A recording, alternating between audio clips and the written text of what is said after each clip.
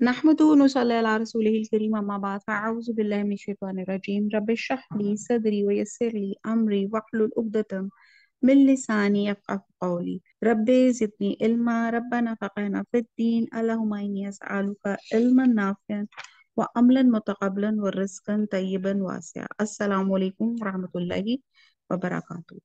अल्हम्दुलिल्लाह जी, हमारा 26वां पारा शुरू हो रहा है और सूरह अहक़ाफ है। हामीम तंजीलुल किताबी मिनल्लाहिल अजीजिल हकीम। हामीम, इस किताब का उतारना अल्लाह ताला गालिब हिकमत वाले की तरफ से है। हमने आसमान और जमीन और इन दोनों के दरमियान की तमाम चीजों को बेहतरीन तदबीर के साथ एक मुद्दत मुअय्यन के लिए तैयार किया, और काफिर लोग जिस चीज में से डराए जाते हैं मुंह मोड़ लेते हैं। अब अल्लाह सुब्हाना ताला ने बता दिया कि ये किताब जो है अल्लाह ताला ने अल्लाह सुब्हाना ताला की तरफ से है, और आसमान और जमीन की पैदाइश का खास मकसद है, और वो क्या है? इंसानों की आजमाइश। और दूसरा, इसके लिए भी एक वक्त मुकर्रर है। जब ये वक्त आ जाएगा तो ये तमाम जो है निजाम बिखर जाएगा, यानी कि अल्लाह ताला के कुन कहने पे ये जो इस वक्त बगैर आसमान, बगैर सतूनों के आसमान खड़ा है, और जमीन और आसमान एक दूसरे को एसोसिएट कर रहे हैं, हार्मोनाइज कर रहे हैं, एक दूसरे के हेल्पफुल हैं। आसमान से पानी उतरता है, जमीन पे जज़ब होता है, और फिर जमीन से जो है वेजिटेशन, हरियाली वगैरह निकलती है।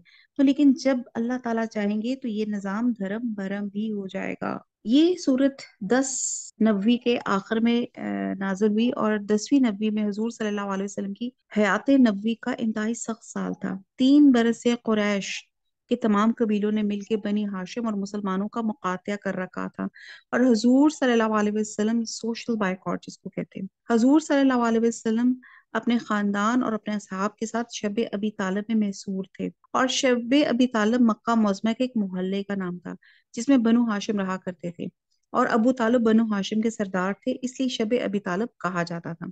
कुरैश के लोगों ने हर तरह से उनके मोहल्ले की नाकाबंदी की हुई थी, ताकि कोई शख्स उन तक पहुंच ना सके।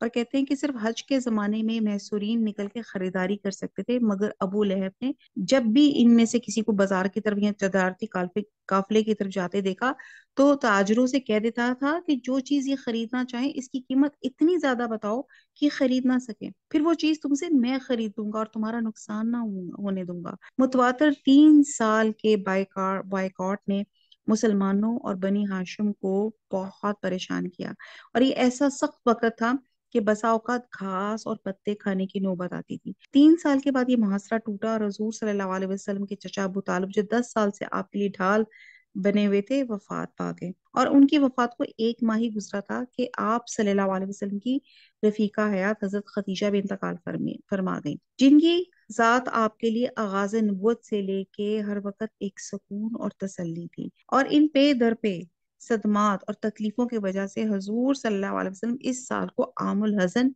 यानी कि रंज और गम का साल कहते हैं, कि इस सेम ईयर में हजरत खतीजा रज़ी अल्लाह ताला अन्हा और आपके चचा अबू तालिब की वफात हुई थी। और कफारे मक्का हजूर सल्लल्लाहु अलैहि वसल्लम की मुखालफत में और दिलेर हो गए थे, और तंग करने लग गए थे। और कहते हैं कि बहरहाल ये वाक़या जहाँ पे आता है वहाँ पे इंशाल्लाह बात करेंगे।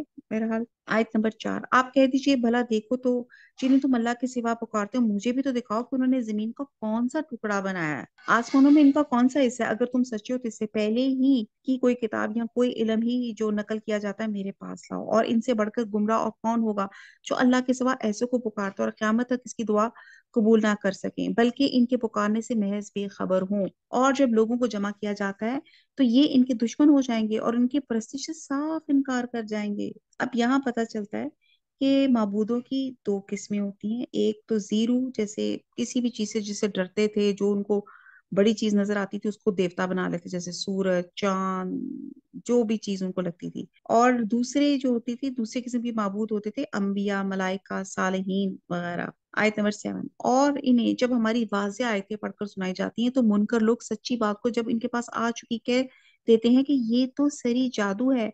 क्या वो कहते हैं कि इसे तो इसने खुद गढ़ लिया है? आप कह दीजिए कि अगर मैं ही इसे बना लाया हूँ, तो तुम मेरे लिए अल्लाह की तरफ से किसी चीज का अख्तियार नहीं रखते। तुम इस कुरान के बारे में जो कुछ कह सुन रहे हो इसे अल्लाह खूब जानता है, मेरे और तुम्हारे दरमियान गवाही के लिए वो ही काफी है, और वो बख्शने वाला मेहरबान है।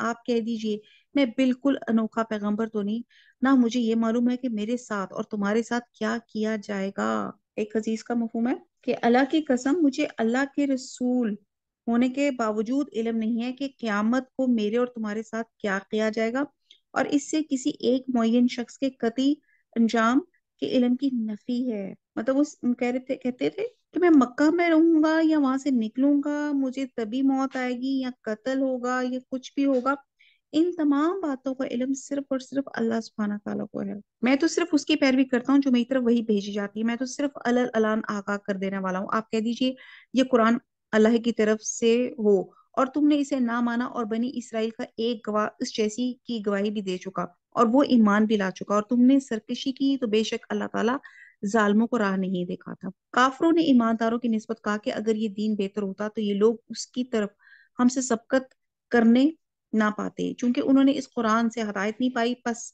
یہ کہہ دیں گے کہ قدیمی جھوٹ ہے، یعنی کہ وہ قرآن کی باتوں کو کہتے تھے اساطیر الاولی، پرانے وقتوں کی کہانیاں۔ اور اس سے پہلے موسیٰ کی کتاب پیشوا اور رحمت تھی، اور یہ خطاب ہے تصدیق کرنے والی عربی زبان میں تاکہ ظالموں کو ڈرائے، نیکوکاروں کو بشارت ہو۔ بے شک جن لوگوں نے کہا ہمارا رب اللہ ہے پھر اس پہ جمے رہے تو ان پہ نہ تو خوف ہوگا نہ غمگین ہوں گے، تو اہل جنت ہیں جو سدا اسی میں رہیں گے ان اعمال کے بدلے جو وہ کیا کرتے تھے۔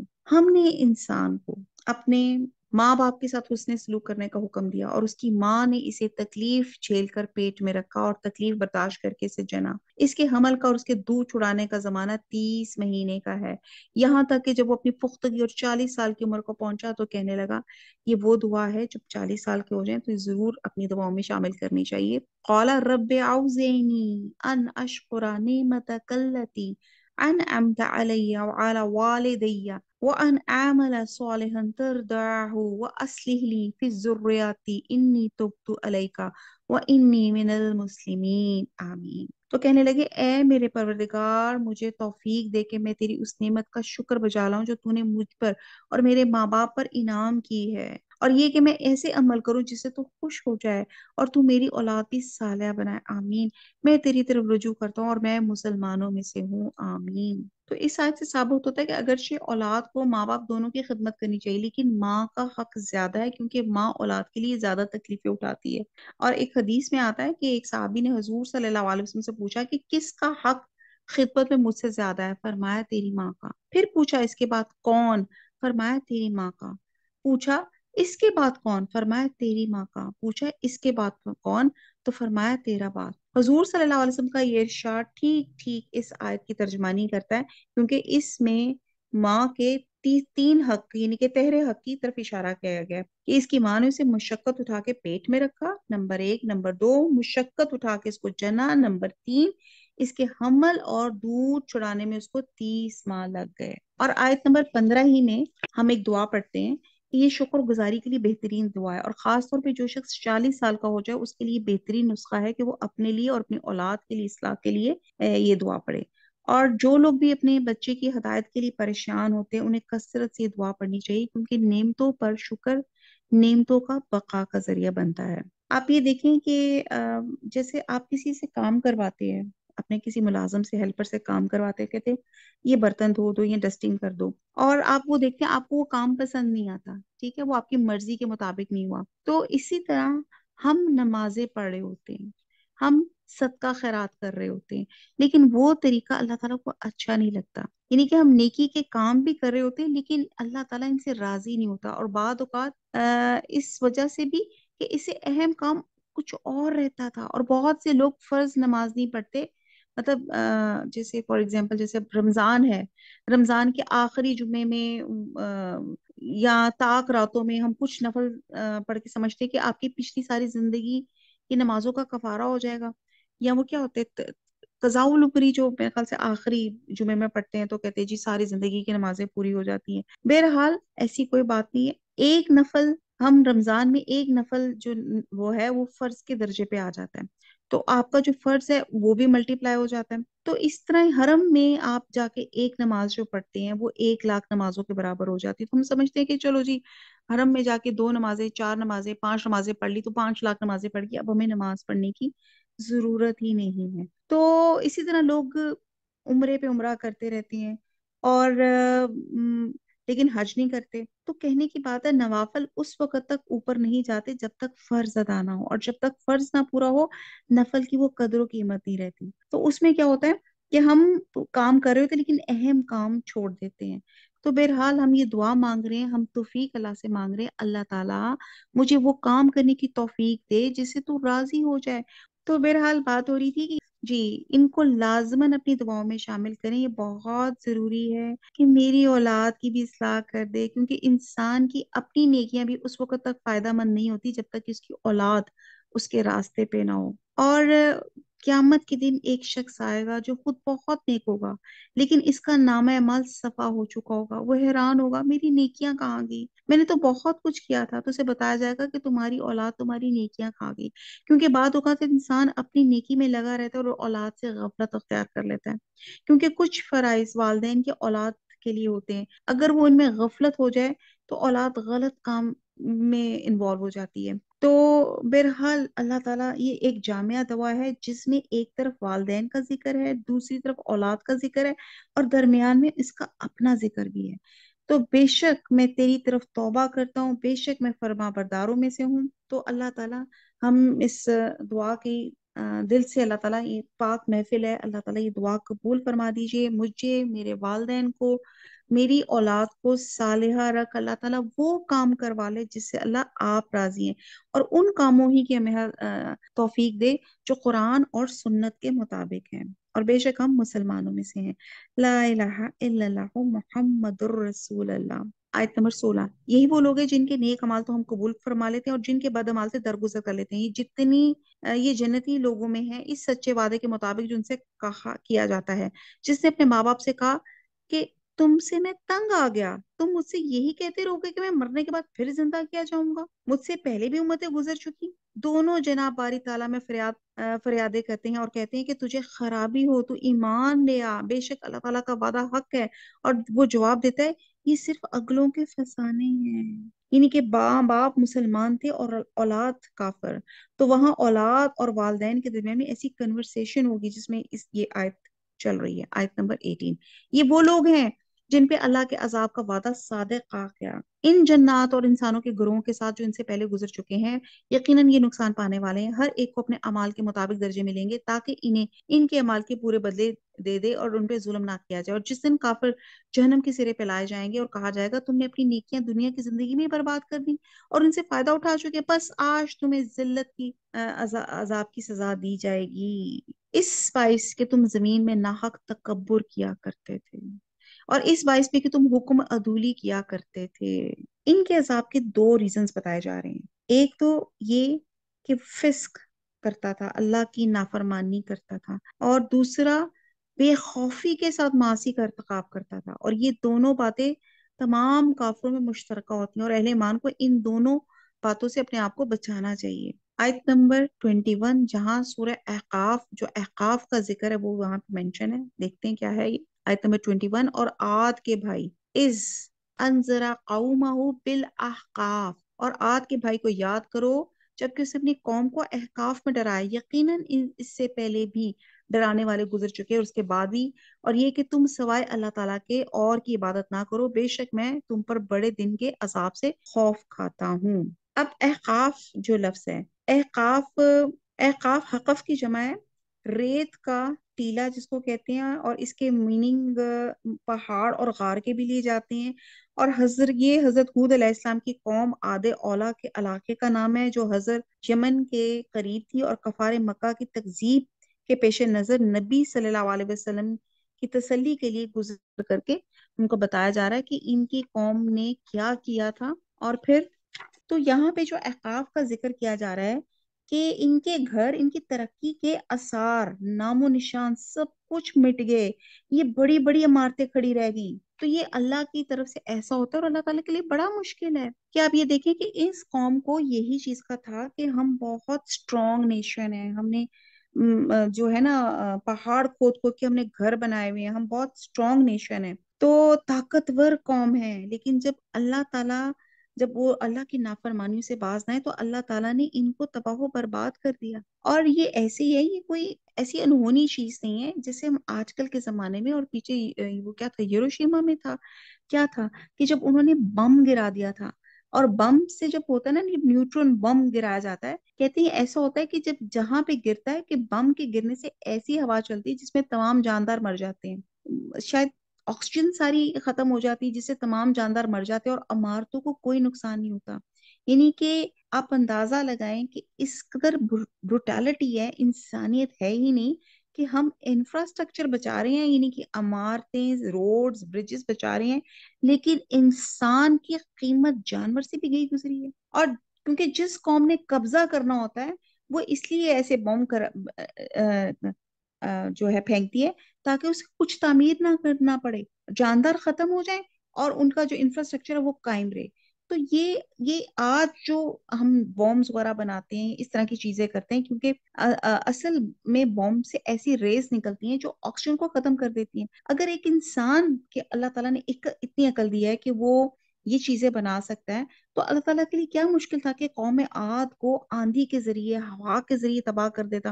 اور وہ ہوا جو آپ ہاتھ میں پکڑے تو ہاتھ میں نہیں آتی، جو انسان کے اپنے کنٹرول میں نہیں ہے، لیکن انسان کی سرکش کی خوب خبر لینے والی. کبھی آپ نے دیکھا ہاتھ میں پکڑ کے دکھایا؟ پکڑ سکتے ہیں آپ ہوا کو؟ تو بہرحال یہ احقاف والوں کا انجام تھا، اور انہوں نے اللہ کی نافرمانی کی تھی. آیت نمبر 22، قوم نے جواب دیا کہ آپ ہمارے پاس اس لیے آئے ہیں کہ ہمیں اپنے معبودوں کی پرستش سے باز رکھیں. بس اگر آپ سچے ہیں تو جس عذاب کا آپ وعدہ کرتے ہیں انہیں ہم پر لا ڈالیں. حضرت ہود علیہ السلام نے کہا اس کا علم تو اللہ ہی کے پاس ہے، میں تو جو پیغام دے کر بھیجا گیا تھا وہ تمہیں پہنچا رہا ہوں، لیکن میں دیکھتا ہوں کہ تم لوگ نادانی کر رہے ہو، کفر پہ اصرار کر رہے ہو، اور ایسی چیز کا مطالبہ کر رہے ہو جو میرے مطلب اختیار ہی میں نہیں ہے. پھر جب انہوں نے عذاب کو بصورت بادل دیکھا، اپنی وادیوں کی طرف آئے اور آئے تو کہنے لگے یہ ابر ہم پر برسنے والا ہے. ایکچولی کچھ عرصے سے ان کے اوپر بارش نہیں ہوئی تھی، جب بادل دیکھے تو خوش ہو گئے کہ اب بارش ہوگی. انہیں نہیں، بلکہ دراصل یہ ابر وہ عذاب ہے جس کی تم جلدی کر رہے تھے، ہوا ہے جس میں دردناک عذاب ہے، اور جو اپنے رب کے حکم سے ہر چیز کو ہلاک کر دے گی. پس وہ ایسے ہو گئے بجز ان کے مقانات کے کہ اور کچھ دکھائی نہ دیتا تھا. گناہ گاروں کے گروہ کو ہم یوں ہی سزا دیتے ہیں. اور آپ یہ دیکھیں کہ یہ ہوا تھی جس سے اس قوم کی ہلاکت ہوئی. اور حدیث میں آتا ہے حضرت عائشہ نے حضور صلی اللہ علیہ وسلم سے پوچھا کہ لوگ تو بادل دیکھ کے خوش ہوتے ہیں کہ بارش ہوگی، لیکن آپ کے چہرے پہ اس کے برعکس تشویش کے آثار ہوتے ہیں. تو آپ نے فرمایا عائشہ اس بات کی کیا ضمانت ہے کہ اس بادل میں عذاب نہیں ہوگا، جبکہ ایک قوم ہوا کے عذاب سے ہلاک ہو گئی تھی، اور اس قوم نے بھی بادل دیکھ کے کہا تھا یہ بادل ہے جو ہم پہ بارش برسائے گا. اور ایک دوسری روایت میں کہ جب بادیں تن چلتی تھی تو آپ دعا پڑھتے تھے اللہم انی اسآلوک خیرہا و خیر ما فیہا و خیر ما ارسلت بھی و اعوذ بک من شرہا و شر ما ارسلت. تو جب آسمان پہ بادل گہرے ہو جاتے تھے تو آپ کا رنگ متغیر ہو جاتا اور خوف کی کیفیت آپ پہ طاری ہو جاتی تھی. آپ بے چین رہتے تھے، کبھی باہر نکلتے تھے، کبھی اندر چلے جاتے تھے، کبھی آگے ہوتے تھے، کبھی پیچھے ہو جاتے تھے، اور جب بارش ہو جاتی تھی تو آپ اطمینان کا سانس لیتے تھے. اور یہ صحیح مسلم کی حدیث کا مفہوم ہے. کہتے ہیں کہ ایک بدو اس جو صحابہ کہف تھے، یہ جو قوم تھی، وہاں پہ گیا تو اس نے وہاں پہ کوئی رسی پھینکی، تو وہ رسی جو تھی اس کے اندر ڈوب ہی گئی، اس کا سرا بھی نظر نہیں آیا. یعنی کہ وہ علاقہ ایسا ہے اس میں کسی بھی طرح کی کوئی گروتھ ہو ہی نہیں سکتی. بہرحال جب اللہ تعالیٰ چاہے. آیت نمبر 26، بالیقین ہم نے قوم عاد کو وہ مقدور مقدور دیے تھے جو تمہیں تو دیے بھی نہیں، اور ہم نے انہیں کان، آنکھ اور دل بھی دے رکھے تھے، یعنی کہ ہدایت کے دروازے انہیں دیے ہوئے تھے. اللہم انی اسالک سیبا مبارک. لیکن ان کے کانوں اور آنکھوں اور دلوں نے انہیں کچھ بھی نفع نہ پہنچایا، جبکہ وہ اللہ تعالیٰ کی آیتوں کا انکار کرنے لگے، اور جس چیز کا وہ مذاق اڑایا کرتے تھے وہ ان پہ الٹ پڑی. یقیناً ہم نے تمہارے آس پاس کی بستیاں تباہ کر دی، اور طرح طرح کہ ہم نے اپنی نشانیاں بیان کر دی تاکہ وہ رجوع کر لیں. پس قرب الہی حاصل کرنے کے لیے انہوں نے اللہ کے سوا جن جن کو اپنا معبود بنا رکھا تھا انہیں ان کی مدد کیوں نہ کی، بلکہ وہ تو ان سے کھو گئے، بلکہ دراصل یہ ان کا محض جھوٹ اور بالکل بہتان تھا. یاد کرو جبکہ ہم نے جنوں کی ایک جماعت کو تیری طرف متوجہ کیا، وہ قرآن سنے. بس جب نبی صلی اللہ علیہ وسلم کے پاس پہنچ گئے تو ایک دوسرے سے کہنے لگے خاموش ہو جاؤ. اب یہ سورہ احقاف ہی کا جو نزول تھا اسی میں یہ بات آتی ہے.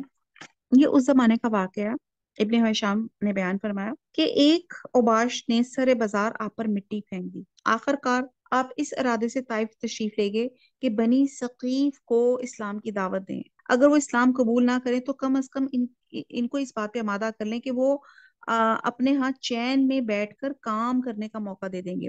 اور آپ کو اس وقت کوئی سواری میسر نہیں تھی، تو مکہ سے طائف تک کا سفر جو تھا آپ صلی اللہ علیہ وسلم نے پیدل طے کیا۔ اور بعض روایات کے مطابق آپ تنہا تشریف لے گئے، اور بعض روایت کے مطابق آپ کے ساتھ زید بن حارثہ بھی تھے۔ وہاں پہنچ کے آپ نے چند روز قیام کیا اور ثقیف کے سرداروں اور معززین میں سے ایک ایک کے پاس جا کر بات کی، مگر انہوں نے نہ صرف آپ کی بات نہیں مانی بلکہ آپ کو صاف نوٹس دیا کہ آپ شہر سے نکل جائیں، کیونکہ ان کو خدشہ تھا کہ آپ کی تبلیغ کا اثر ان کے نوجوانوں پہ نہ ہو جائے۔ مجبوراً آپ طائف چھوڑنا پڑا۔ جب آپ نکلنے لگے تو ثقیف کے سرداروں نے آپ کے پیچھے کچھ اوباش لڑکوں کو لگا دیا۔ وہ راستے میں دونوں طرف نعوذ باللہ آپ پہ آوازیں کس رہے تھے، گالیاں دے رہے تھے، پتھر مارے تھے، یہاں تک کہ آپ زخموں سے چور ہو گئے اور آپ کی جوتیاں خون سے بھر گئی۔ اس حالت میں آپ طائف سے باہر ایک باغ کی دیوار کے سائے میں بیٹھے تھے اور اپنے رب سے عرض کیا، خدایا میں تیرے حضور اپنی بے بسی، بے چارگی اور لوگوں کی نگاہ میں اپنی بے قدری کا شکوہ کرتا ہوں۔ اے ارحم الراحمین، تو سارے کمزوروں کا رب ہے، میرا رب بھی تو ہے، مجھے کس کے حوالے کر رہا ہے؟ یہ کس بیگانے کے حوالے جو مجھ سے درشتی کے ساتھ پیش آئے، یا کسی دشمن کے حوالے جو مجھ پہ قابو پا لے؟ اگر تم مجھ سے ناراض نہیں ہے تو مجھے کسی مصیبت کی پرواہ نہیں، مگر تیری طرف سے مجھے عافیت نصیب ہو جائے تو اس میں میرے لیے زیادہ کشادگی ہے۔ میں پناہ مانگتا ہوں تیرے ذات کے اس نور کی جو اندھیرے میں اجالا اور دنیا اور آخرت کے معاملات کو درست کرتا ہے۔ مجھے اس سے بچا لے کہ تیرا غضب مجھ پہ نازل ہو یا میں تیرے عتاب کا مستحق ہو جاؤں۔ تیری مرضی پہ راضی ہوں یہاں تک کہ تو مجھ سے راضی ہو جائے۔ کوئی زور آور طاقت تیرے بغیر نہیں۔ اب آپ یہ دیکھیں کہ دل شکستہ آپ واپس پہنچے اور کہتے ہیں کہ آپ کو محسوس ہوا کہ آسمان پر ایک بادل سا چھایا ہوا ہے۔ نظر اٹھا کے دیکھا تو جبرائیل علیہ السلام تھے۔ انہوں نے پکار کے کہا کہ آپ کی قوم نے جو آپ کو جواب دیا ہے اللہ نے سن لیا۔ اب یہ پہاڑوں کا منتظم فرشتہ اللہ نے بھیجا ہے جو آپ جو حکم اس کو دینا چاہیں دے سکتے ہیں۔ پھر پہاڑوں کے فرشتے نے آپ کو سلام کر کے عرض کیا، آپ فرمائیں تو دونوں طرف سے پہاڑ ان پہ الٹ دوں؟ آپ نے جواب دی، نہیں، بلکہ میں امید رکھتا ہوں ان کی نسل سے اللہ وہ لوگ پیدا کرے گی جو اللہ وحدہ لا شریکہ کی بندگی کریں گے۔ اور اس کے بعد آپ چند روز نخلا کے مقام پہ ٹھہرے، پریشان تھے اب کیسے مکہ جائیں گے۔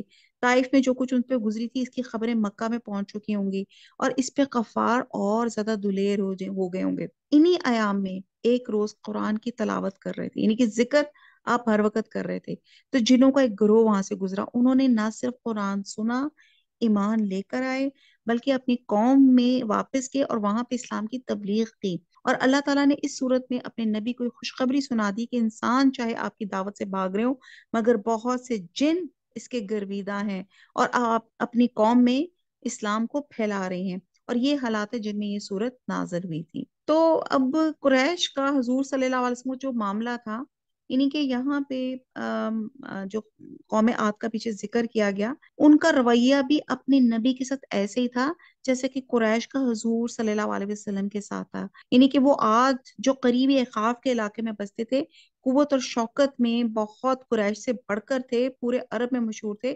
ان کو اللہ کی پکڑ سے ڈرایا گیا لیکن انہوں نے پرواہ نہیں کی، بالآخر ان کو بھی ہلاک کر دیا گیا۔ تو یہاں حضور صلی اللہ علیہ وسلم کو تسلی دی جا رہی ہے کہ قریش کے ناقدرے اگر قرآن کی قدر نہیں کرتے تو اس میں قرآن یا آپ کا قصور نہیں بلکہ ان کی دلوں کے خرابی ہے۔ قرآن کی تاثیر کا تو یہ حال ہے کہ جنہوں کے ایک جماعت کے کان میں اس کی چند آیتیں پڑھی تو وہ اس پہ فریضہ ہو گئے اور اپنی قوم کے اندر اس کے دائی بن کے کھڑے ہو گئے، اور پھر مکذبین کو ڈرایا گیا اور حضور صلی اللہ علیہ وسلم کو صبر اور استقامت کی تلقین کی گئی۔ یہ اس کی ساری بیک گراؤنڈ تھی۔ پھر جب ختم ہو گیا تو اپنی آیت نمبر 30 کہنے لگے، اے ہماری قوم، ہم نے یقیناً وہ کتاب سنی جو موسیٰ کے بعد نازل کی گئی، جو اپنے سے پہلی کتابوں کی تصدیق کرنے والی ہے، جو سچے دین کی اور راہ راست کی طرف راہبری کرتی ہے۔ اے ہماری قوم، اللہ کے بلانے والے کا کہا مانو، اس پہ ایمان لاؤ تو اللہ تمہارے گناہ بخش دے گا اور تمہیں المناک عذاب سے پناہ دے گا۔ یعنی کہ ایمان لانے کے فائدے بتائے گئے ہیں جو آخرت میں حاصل ہوں گے۔ نمبر 1، اللہ گناہ معاف کر دے گا، اور وہ گناہ جن کا تعلق حقوق اللہ سے ہوگا، کیونکہ حقوق العباد تب تک معاف نہیں ہوں گے جب تک ریلیٹڈ بندہ وہ گناہ کو معاف نہ کرے، اور پھر اس کے بعد اللہ تعالیٰ المناک عذاب سے پناہ بھی دے دیں گے۔ آیت نمبر 32، جو شخص اللہ کے بلانے کا کہا نہ مانے بس وہ زمین میں کہیں بھاگے اللہ کو عاجز نہیں کر سکتے، اور نہ اللہ کے سوا اور کوئی اس کے مددگار ہوں گے۔ یہ لوگ کھلی گمراہی میں ہے، کیا وہ نہیں دیکھتے جس اللہ نے آسمان اور زمین کو پیدا کیا، ان کے پیدا کرنے سے وہ نہ تھکا، وہ یقیناً مردوں کو زندہ کرنے پہ قادر ہے، کیوں نہ ہو، وہ یقیناً ہر چیز پر قادر ہے۔ وہ لوگ جنہوں نے کفر کیا جس دن جہنم کے سامنے لائے جائیں گے اور ان سے کہا جائے گا کیا یہ حق نہیں ہے، تو جواب دیں گے ہاں قسم ہے ہمارے رب کی حق ہے۔ اللہ فرمائے گا اب اپنے کفر کے بدلے عذاب کا مزہ چکھو، بس اے پیغمبر تم ایسے صبر کرو جیسے صبر عالی ہمت رسولوں نے کیا، اور ان کے لیے عذاب طلب کرنے میں جلدی نہ کرو، یہ جس دن اس عذاب کو دیکھ لیں گے جس کا وعدہ دیے جاتے ہیں تو یہ معلوم ہونے لگے گا کہ دن کی ایک گھڑی ہی میں دنیا میں ٹھہرے تھے۔ یہ ہے پیغام پہنچا دینا، پس بدکاروں کے سوا کوئی ہلاک نہ کیا جائے گا۔ اعوذ باللہ من الشیطان الرجیم، بسم اللہ الرحمن الرحیم۔ سورہ محمد ہے، اس کے دو نام ہیں، محمد بھی اور قتال بھی۔ الذین کفروا وصدوا عن سبیل اللہ اضل اعمالهم، جن لوگوں نے کفر کیا اور اللہ کی راہ سے روکا، اللہ نے ان کے اعمال برباد کر دیے، برباد کر دیے۔ اچھا، اعمال برباد کرنا، اچھا آپ میں سے جو لوگ کمپیوٹر وغیرہ پہ بیٹھ کے کام کرتے ہیں، کوئی ایکسل شیٹس بناتے ہیں یا پاور پوائنٹ پہ کوئی پریزنٹیشن تیار کرتے ہیں، ایک دم لائٹ چلی جاتی ہے اور سب کچھ آپ نے سیو کا بٹن بھی نہیں دبایا ہوتا اور وہ سب چیزیں ایک دم ڈیلیٹ ہو جاتی ہیں، بالکل آؤٹ ہو جاتی ہیں، تو کیسی فیلنگ آتی ہے؟ جی کون بتائے گا، کوئی تو بات کرے۔ دم سے ٹینشن ہو جاتی ہوگی، میں ویسے یہی کام کرتی نہیں ہوں لیکن ویسے ہی بتا رہی ہوں اندازن کہ ہاں وہ جی، کیا فیلنگ ہوتی ہوگی۔ دیکھیں نا، چلیں یہ تو میں نے لیپ ٹاپ کی بات بتائی نا، ویسے آپ نے کوئی چیز، ایک کھانا بڑا زبردست بنانے لگی تھی اور وہ آپ نے ذرا ٹائم کا خیال نہیں رکھا، وہ بالکل ہانڈی جل کے کوئلہ ہو گئی، جی تو تو کتنا غصہ آ دکھ ہوتا ہے جاتا ہے، بہت تو کہ بھئی غصہ بہت آ افسوس جاتا بہت افسوس ہاں ہوتا اس ہے، میں غصہ محنت بھی ساری ہوتا ہے، آپ کی افسوس ضائع زیادہ۔ کی، تو ہے، اللہ غصہ آ تعالیٰ جاتا ہے یہاں، سائمہ، غصہ آ جاتا ہے۔ جی بالکل بالکل، اسی لیے یہاں پہ اللہ تعالیٰ بتا رہے ہیں کہ جن لوگوں نے کفر کیا، ایک تو کفر اور دوسرا اللہ کے راستے میں جانے والے لوگوں کو روکا، تو اللہ نے ان کے اعمال برباد کر دیے۔ ایسے ہی جیسے آپ نے کمپیوٹر میں کام کیا اور سیو کا بٹن نہیں دبایا تھا اور جو آپ نے فائلز اتنی محنت سے بنائی تھی سب ڈیلیٹ ہو گئی، تو کتنا غصہ آتا ہے، کتنی آپ کی ساری محنت تباہ ہو جاتی ہے۔ تو یہاں پہ اللہ تعالیٰ یہ بات بتا رہے ہیں کہ جو اللہ کی نافرمانی کرے گا تو وہ جتنے مرضی بہترین کام کر لے، اب میں نام نہیں لوں گی، بڑی بڑی نان مسلم بڑی بڑی پرسنالٹیز ہیں جن کو بڑے نوبل کے، ان کو پیس ایوارڈز ملے ہوئے ہیں اور بہت بہت بڑے بڑے چیریٹی کے کام کر رہے ہیں، لیکن وہ ایمان نہیں لے کر آئے تو ان کے تمام اعمال ضائع برباد ہو جائیں گے۔ اور کیونکہ ایمان کے بغیر اعمال پر اجر و ثواب مرتب نہیں ہوتا۔ آیت نمبر 2، اور جو لوگ ایمان لائے اور اچھے کام کیے، اس پر بھی ایمان لائے جو محمد پہ اتاری گئی ہے، اور دراصل ان کے رب کی طرف سے سچا دین بھی وہی ہے، اللہ نے ان کے گناہ دور کر دیے، ان کے حال کی اصلاح کر دی، اس لیے کہ کافروں نے باطل کی پیروی کی اور مومنوں نے اس دین حق کی اتباع کی جو ان کے اللہ کی طرف سے ہے۔ اللہ تعالیٰ لوگوں کو ان کے احوال اسی طرح بتاتا ہے۔ تو جب کافروں سے تمہاری مٹ بھیڑ ہو تو گردنوں پہ وار مارو، جب ان کا خوب کٹاؤ کر چکو تو اب خوب مضبوط قید و بند سے گرفتار کرو، پھر اختیار ہے خواہ احسان رکھ کے چھوڑ دو یا فدیہ لے کے تا وقتے کے لڑائی اپنے ہتھیار رکھ دیں، یہی حکم ہے، اگر اللہ چاہتا تو خود ہی ان سے بدلہ لے لیتا، لیکن اس کا منشا یہ ہے کہ تم سے ایک کا امتحان دوسرے سے لے، اور جو لوگ اللہ کی راہ میں شہید کر دی جاتے ہیں اللہ ان کے اعمال ہرگز ضائع نہ کرے گا۔ پیچھے کہا جا رہا ہے اعمال ضائع ہو گئے، اور یہاں پہ کن کے اعمال ضائع نہیں ہوں گے؟ جو شہید ہو جائیں گے، شہادت کا اللہ تعالیٰ شہادت کی موت عنایت فرما، آمین صرف آمین۔ تو یہاں پہ جو بات کی جا رہی ہے، آیت جنگ کے حکم آ جانے کے بعد ہوئی تھی کہ جنگ شروع ہونے سے پہلے، جیسے غزوہ بدر سے پہلے نازل ہوئی تھی، اس آیت میں جنگ کے قوانین بتائے جا رہے تھے کہ نمبر 1 تو یہ دشمن کی طاقت کو اچھی طرح کچلنے کے بعد گرفتاریاں کی جائیں، اور گرفتاریوں کے بعد قیدی کو قتل نہ کیا جائے، حسن سلوک کیا جائے، بغیر فدیہ کے رہا کیا جائے یا فدیہ لے کے۔ اللہ چاہتا تو انتقام لے لیتا، لیکن یہ ایک آزمائش تھی۔ تو یہ کچھ اصول بتائے جا رہے ہیں کہ اگر قیدی اسلام قبول کریں تو قتل نہ کریں، حکومت کی تحویل میں ان کو لے لیا جائے، اور ان کو ٹارچر نہ دیا جائے، ان کے ساتھ اچھا سلوک کیا جائے، عمر قید کی بجائے کسی مسلمان کے حوالے کر دیا جائے تاکہ وہ اپنے حسن اخلاق سے اس کو مسلمان کر سکے، یعنی کہ بہت کچھ ہے۔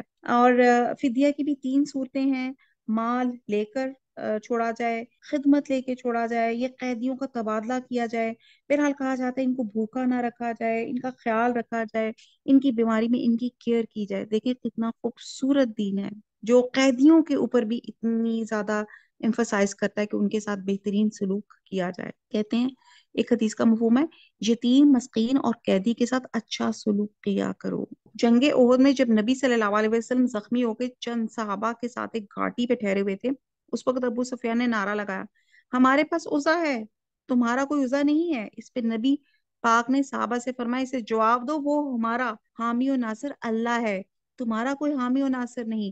حضور صلی اللہ علیہ وسلم کا یہ جواب جو ہے یہی آیت نمبر 11 میں ہے. آیت نمبر 15.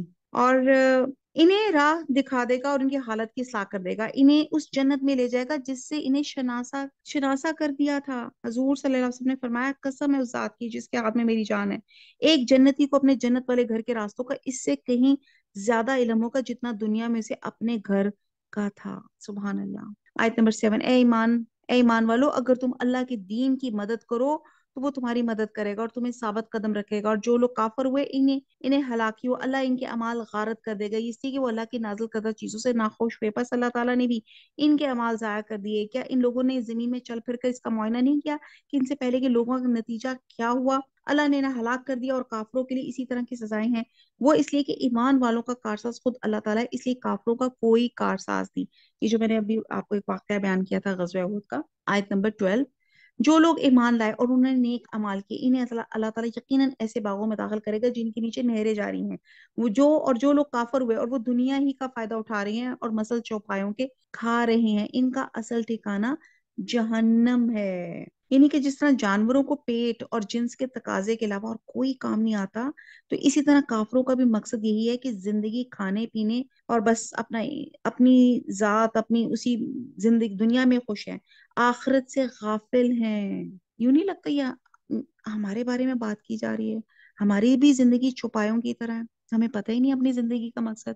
بس یہی ہے کہ رمضان میں آج افطاری کیا تیار کریں اور اب کیا کھائیں، اب یہ خوشی کا موقع ہے، اب کہاں سے ٹریٹ لیں، اب یوں کریں، اب یوں کر لیں. بہرحال یہاں سے پتہ چلتا ہے اس آیت سے کہ کھڑے ہو کے کھانا کھانے کی ممانعت یہاں پتہ چلتی ہے، اور حدیث میں کھڑے کھڑے پانی پینے سے بھی نہایت سختی سے منع کیا گیا ہے، کیونکہ جانور بھی آپ دیکھیں کھڑے کھڑے کھانا کھاتے ہیں. ہم نے کتنی ایک بستیوں کو جو طاقت میں تیری اس بستی سے زیادہ تھی جس نے تجھے نکالا، ہم نے انہیں ہلاک کر دیا، پس ان کے لیے مددگار کوئی نہ اٹھا. کیا پس وہ شخص جو اپنے پروردگار کی طرف سے دلیل پر ہو اس شخص جیسا ہو سکتا ہے جس کے لیے اس کا برا کام مزین کر دیا گیا ہو اور وہ اپنی نفسانی خواہشوں کا پیرو ہو؟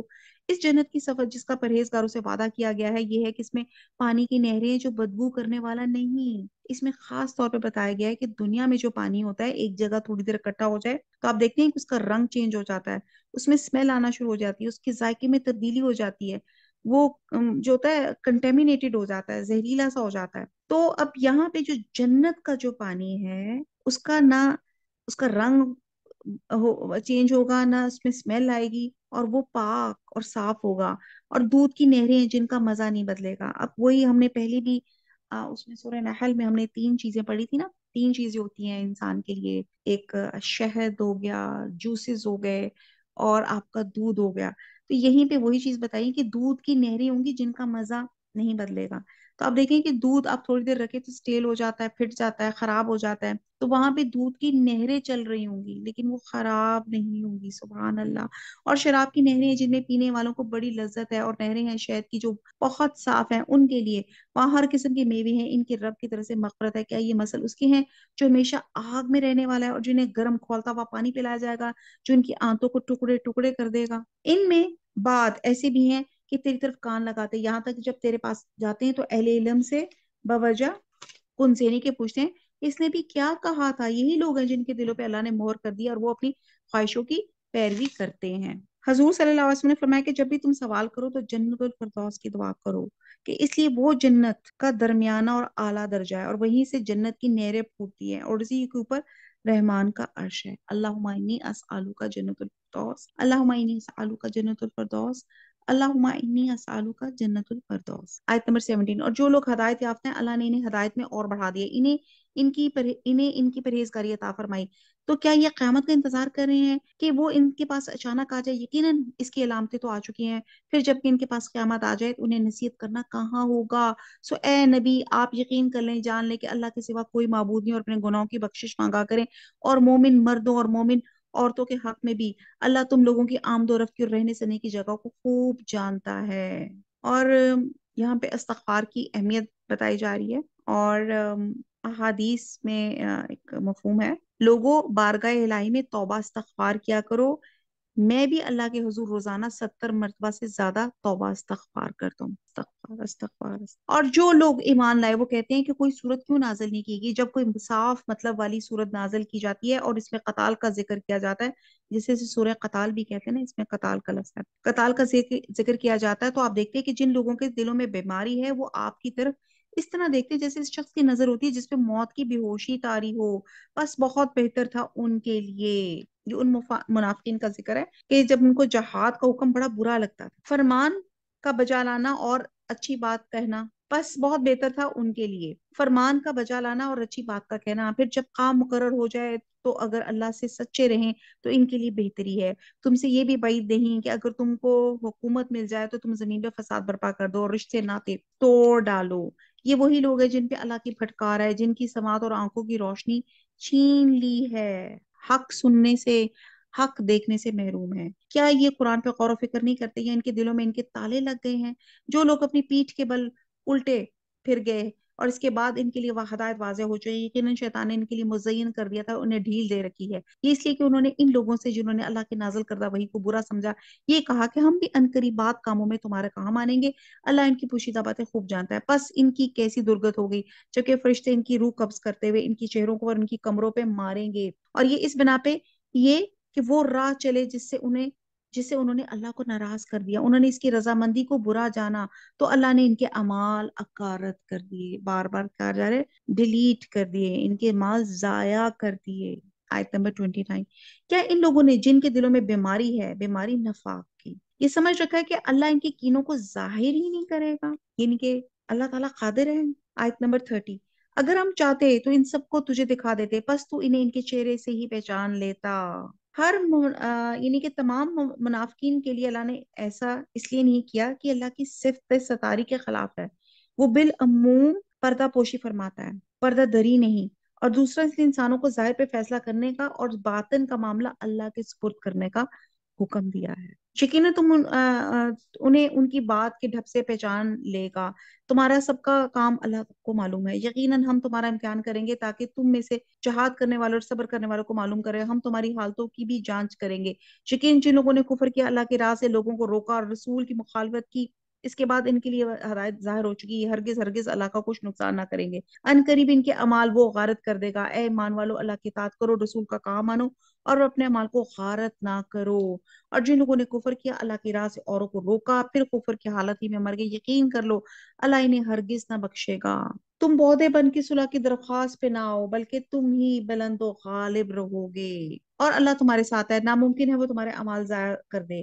ہوا کی زندگانی دنیا تو صرف کھیل کود ہے، اگر تم ایمان لے اور تقوی اختیار کرو تو اللہ تمہیں تمہارے اجر دے گا، اور تم سے تمہارے مال نہیں مانگتا، اگر وہ تم سے تمہارے مال مانگے اور زور دے کر مانگے تو تم اس وقت بخیلی کرو گے، اور وہ بخیلی تمہارے کینے ظاہر کر دے گی۔ خبردار، تم وہ لوگ ہو کہ اللہ کی راہ میں خرچ کرنے کے لیے بلائے جاتے ہو تو تم میں سے بات بخیلی کرنے لگتے ہو، جو بخل کرتا ہے وہ دراصل اپنی جان سے بخیلی کرتا ہے، اللہ تعالیٰ غنی ہے اور تم فقیر اور محتاج ہو، اگر تم روح گردان ہو جاؤ تو وہ تمہارے بدلے تمہارے سوا اور لوگوں کو لائے گا پھر تم جیسے نہ ہوں گے۔ یا اللہ تعالیٰ خرچ کرنے کی ترغیب دیتا ہے، اللہ تعالیٰ تو غنی ہے، ان کو ہمارے مال کی ضرورت نہیں ہے، وہ اس لیے اللہ تعالیٰ حکم دیتا ہے کہ اللہ کا مال اللہ کے بندوں پہ خرچ کرے، ایک ہمارے نفسوں کا تزکیہ ہو جائے، ہمارے نفس پاک ہو جائیں، دوسرا ضرورت مندوں کی حاجتیں پوری ہو جائیں، تیسرا تم دشمن پہ غالب ہو جاؤ، اور اس لیے اللہ کی رحمت اور مدد کی محتاج تم ہو، نہ کہ اللہ تمہارا محتاج ہے۔ اب سورہ فتح شروع ہو جاتی ہے، اعوذ باللہ من الشیطان الرجیم، بسم اللہ الرحمن الرحیم، انا فتحنا لک فتحا مبینا، بے شک اے نبی صلی اللہ علیہ وسلم ہم نے آپ کو ایک کھلم کھلا فتح دی تاکہ جو کچھ تیرے گناہ آگے اور جو پیچھے سب کو اللہ تعالیٰ معاف فرمائے اور تجھ پہ اپنا احسان پورا کر دے اور تجھے سیدھی راہ چلائے اور آپ کو ایک زبردست مدد دے۔ اس سورت کا نزول ذی قعدہ 6 ہجری میں اس وقت ہوا جب حضور صلی اللہ علیہ وسلم کفار مکہ سے صلح حدیبیہ کا معاہدہ کرنے کے بعد واپس مدینہ کی طرف تشریف لا رہے تھے۔ بہرحال ایک لمبا واقعہ ہے، صرف اس کا تاریخی پس منظر کچھ ایسے ہے کہ ایک دفعہ حضور صلی اللہ علیہ وسلم نے خواب دیکھا، اور آپ کو پتہ ہے نبیوں کے خواب سچے ہوتے ہیں، کہ آپ اپنے صحابہ کے ساتھ مدینہ تشریف لے گئے اور وہاں پہ عمرہ کیا ہے۔ بہرحال، اور کفار مکہ نے 6 سال سے مسلمانوں پہ حرم پاک میں پابندی لگا چھوڑی تھی، اور اس مدت میں کسی مسلمان کو حج اور عمرہ کرنا نہیں دیا جاتا تھا۔ بہرحال، جب آپ نے اپنا خواب صحابہ کو سنایا تو سب نے کہا جی ہم عمرے پہ جانے کے لیے تیار ہیں۔ تو جو کمزور ایمان رکھتے تھے ان میں سے کوئی جانے کے لیے تیار نہیں ہوا، مگر جو مضبوط ایمان کے مسلمان تھے وہ ساتھ چلنے کے تیار ہو گئے، اور یہ 1400 صحابی حضور صلی اللہ علیہ وسلم کی میت میں خطرناک سفر پہ گئے۔ اور بہرحال یہ کہتے ہیں کہ مکہ کی طرف 6 میل کے فاصلے پہ بئر علی کے مقام پہ جا کے احرام باندھا، اور قربانی کے لیے 70 اونٹ ساتھ لے کے گئے تھے، اور ان کے گردروں میں ہدی کی علامت کے طور پہ قلادے پڑے ہوئے تھے، اور عرب دستور کے مطابق تلوں میں ایک تلوار رکھی تھی، اور ایک قافلہ لبیک اللہم لبیک کی صدائے کرتا ہوا بیت اللہ کی طرف جا رہا تھا۔ بہرحال ایک صحابی کو مخبر کی بہت بہرحال لمبا واقعہ ہے، تو بہرحال انہوں نے مکہ میں آنے نہیں دیا۔ تو پھر حضور صلی اللہ علیہ وسلم نے حضرت سلیمان علیہ السلام کو اپنا امبیسڈر بنا کے مکہ بھیجا، اور قریش کو یہ پیغام پہنچایا کہ ہم جنگ کے لیے نہیں بلکہ ہم زیارت کے لیے آئے، اور ہدی ساتھ لے کر آئے، یعنی کہ قربانی کے جانور ساتھ لے کر آئے۔ اور اس دوران یہ خبر اڑائی گئی کہ حضرت عثمان جو تھے وہ قتل ہو گئے ہیں، اور ان کے واپس نہ آنے پہ مسلمان کو یقین ہو گیا کہ یہ خبر سچ ہے، کیونکہ ظاہر انٹرنیٹ تو تھا نہیں کہ خبر کوئی وائرل ہوتی یا کوئی چیز پتہ چلتی یا فون کر کے پوچھ لیتے۔ بہرحال حضور صلی اللہ علیہ وسلم نے اپنے تمام ساتھیوں کو جمع کیا، ان سے اس بات پہ بیعت کی کہ ہم مرتے دم تک پیچھے نہیں ہٹیں گے، اور یہ کوئی معمولی بیعت نہیں تھی۔ مسلمان صرف 1400 تھے، اور اپنے مرکز سے 250 میل دور تھے، چاروں طرف سے دشمن کے نرغے میں تھے، اور اس سے زیادہ ان کا ایمان اور راہ خدا میں فدائیت کا اور کیا ثبوت ہو سکتا ہے کہ یہی وہ بیعت ہے جو بیعت رضوان کے نام سے تاریخ اسلام میں مشہور ہوا ہے۔ بعد میں پتہ چلا کہ حضرت عثمان کی جو خبر تھی وہ غلط تھی، اور قریش کی طرف سے سہیل بن عمرو کی قیادت میں ایک وفد آیا، اور انہوں نے کچھ نیگوسیشنز کی، اور انہوں نے کہا کہ آپ جو ہے اس سال آپ چلے جائیں، اگلے سال عمرہ کرنے آ سکتے ہیں۔ بہرحال جو ان کی کنورسیشن ہوئی، پھر اس کے نتیجے میں کچھ شرائط ہوئی، اس شرائط میں کچھ یہ تھی، کچھ شرائط سخت تھی مسلمانوں کے لیے، اور اس میں یہ تھا کہ 10 سال تک فریقین کے درمیان میں جنگ بندی رہے گی، اور کوئی خفیہ اعلانی کاروائی نہیں کریں گے۔ دوسری یہ تھی کہ اس دوران قریش کا کوئی آدمی اپنی ولی کی اجازت کے بغیر بھاگ کے محمد صلی اللہ علیہ وسلم کے پاس آئے گا تو آپ کو واپس کرنا پڑے گا، لیکن اگر آپ کے ساتھیوں میں سے کوئی شخص بھاگ کے قریش کے پاس جائے گا تو اسے واپس نہیں کیا جائے گا، جس پہ صحابہ کو اس شرط پہ ان کو بہت رنج ہوا۔ پھر یہ تھا کہ تیسری یہ تھی کہ قبائل عرب میں سے جو قبیلہ بھی فریقین میں سے کسی ایک کا حلیف بن کے اس معاہدے میں شامل ہونا چاہے گا، اور اس کا اختیار اس کا ہوگا، وہ چاہے تو مسلمانوں یا کافروں کا حلیف بن سکتا ہے۔ پھر چوتھی یہ شرط یہ تھی محمد صلی اللہ علیہ وسلم اس سال واپس چلے جائیں، اگلے سال وہ عمرہ کریں گے، اور 3 دن مکہ میں ٹھہر سکتے ہیں، بشرطے کہ وہ دلوں میں صرف ایک تلوار لے کر آئیں گے اور کوئی جنگی سامان نہیں لائیں گے، اور ان 3 دنوں میں اہل مکہ ان کے لیے شہر خالی کر دیں گے تاکہ کوئی تصادم کی نوبت نہ آئے۔ بہرحال، اور یہاں پہ جو تھے صحابہ جو تھے وہ بے چین ہو رہے تھے کہ ظاہر ہے آپ یہ ایسی سچویشن ہے کہ آپ عمرہ اور حج کرنے کے لیے پہنچتے ہیں، خانہ کعبہ جاتے ہی پہنچتے ہیں، تو وہ آپ کو وہیں سے وہ کہتے ہیں کہ نہیں جی آپ واپس چلے جائیں، تو کتنی دل آزاری ہوتی ہے، کتنا دل برا ہوتا ہے کہ میں اتنا سفر کر کے اللہ کا گھر دیکھنے آیا ہوں اور مجھے یہاں پہ اجازت نہیں مل رہی۔ بہرحال سب اس چیز میں تھے کہ شرائط بہت سخت ہے۔ حضرت عمر جو تھے بے چین ہو کے حضرت ابو بکر کے پاس گئے اور کہا کہ محمد صلی اللہ علیہ وسلم اللہ کے رسول نہیں، ہم مسلمان نہیں، یہ لوگ مشرک نہیں، ہم اپنے دین کے معاملے میں ذلت کیوں اختیار کریں؟ تو انہوں نے جواب دیا اے عمر وہ اللہ کے رسول ہیں، اللہ انہیں ہرگز ضائع نہیں کرے گا۔ پھر ان سے صبر نہ ہوا، اور یہی سوال جا کے خود حضور صلی اللہ علیہ وسلم کے ساتھ کیے، تو حضور صلی اللہ علیہ وسلم نے ان کو ویسے ہی جواب دیے جیسے حضرت ابو بکر نے دیا تھا، اور بعد میں حضرت عمر جو تھے مدتوں اس پہ نوافل اور صدقات ادا کرتے رہے کہ اللہ اس گستاخی کو معاف کر دے، اور جو اس دن شان رسول میں ہوئی تھی۔ بہرحال یہ شرط مسلمانوں کو بڑی بری لگ رہی تھی، اور بہرحال حضور صلی اللہ علیہ وسلم نے ان کو سمجھایا بھی کہ اس سال نہیں تو اگلے سال انشاءاللہ ہم ضرور طواف کریں گے۔ اور عین اس وقت جب صلح کا معاہدہ لکھا جا رہا تھا تو سہیل بن عمرو کے اپنے بیٹے ابو جندل جو مسلمان ہو چکے تھے کفار مکہ کی قید میں تھے، کسی نہ کسی طرح آزاد ہو کے حضور صلی اللہ علیہ وسلم کے پاس پہنچ گئے۔ پیروں میں بیڑیاں تھی، جسم میں تشدد کے نشانات تھے، انہوں نے حضور صلی اللہ علیہ وسلم سے فریاد کی کہ مجھے اس قید سے نجات دلائی جائے۔ صحابہ کے لیے یہ بڑا مشکل تھا، مگر سہیل بن عمرو نے کہا کہ صلح نامہ کی تحریر چاہے مکمل نہ ہوئی مگر شرائط کے حساب سے آپ کو یہ لڑکا میرے حوالے کرنا پڑے گا، تاکہ تو حضور صلی اللہ علیہ وسلم نے ان کی حجت تسلیم فرمائی اور ابو جندل ظالموں کے حوالے کر دیا، اور ظالم صلح سے فارغ ہو کے حضور صلی اللہ علیہ وسلم نے صحابہ سے کہا کہ یہی قربانی کر کے سر منڈواؤ اور احرام کھول دیں، مگر کوئی اپنی جگہ سے نہ ہلا۔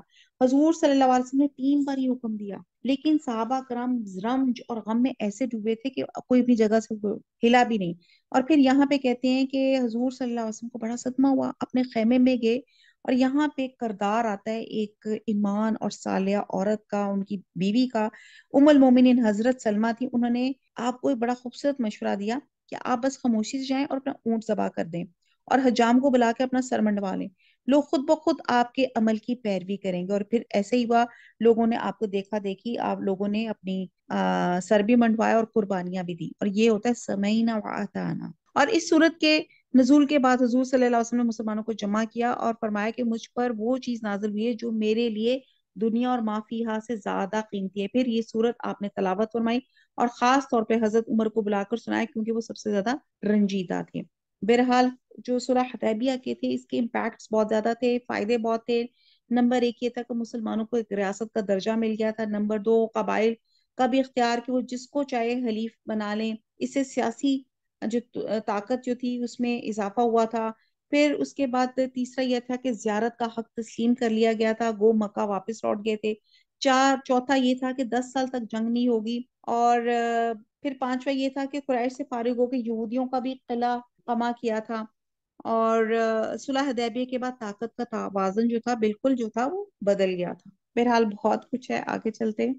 تو بہرحال آ, آ, یہاں پہ کہا جاتا ہے کہ اب یہ حدیبیہ سے مدینہ کی طرف آتے ہوئے راستے میں صورت اتری تھی جس میں صلح کو فتح مبین سے تعبیر کیا گیا، کیونکہ صلح فتح مکہ کا پیش خیمہ ثابت ہوئی، اور اس کے 2 سال بعد میں مسلمان مکہ میں فاتحانہ طور پہ داخل ہوئے۔ اس لیے بعض صحابہ کہتے ہیں کہ فتح مکہ کو فتح شمار کرتے ہوئے کہتے ہیں کہ ہم حدیبیہ کی صلح کو فتح شمار کرتے ہیں۔ تو بہرحال سورہ فتح شروع کرتے ہیں۔ بے شک اے نبی، ہم نے آپ کو ایک کھلم کھلا فتح دی، تاکہ جو کچھ تیرے گناہ آگے ہوئے ہیں، جو پیچھے، سب اللہ تعالیٰ معاف فرمائے اور تجھے اپنا احسان پورا کر دے، تجھے سیدھی راہ چلائے اور آپ کو ایک زبردست مدد دے۔ وہی ہے جس نے مسلمانوں کے دلوں میں سکون اور اطمینان ڈال دیا، تاکہ اپنے ایمان کے ساتھ ہی ساتھ وہ اور بھی ایمان میں بڑھ جائیں، اور آسمانوں اور زمین کہ کل لشکر اللہ ہی کے ہے۔ اللہ تعالیٰ دانا با حکمت ہے، تاکہ مومن مردوں اور عورتوں کو ان جنتوں میں لے جائے جن کے نیچے نہریں بہ رہی ہیں، جہاں وہ ہمیشہ رہیں گے،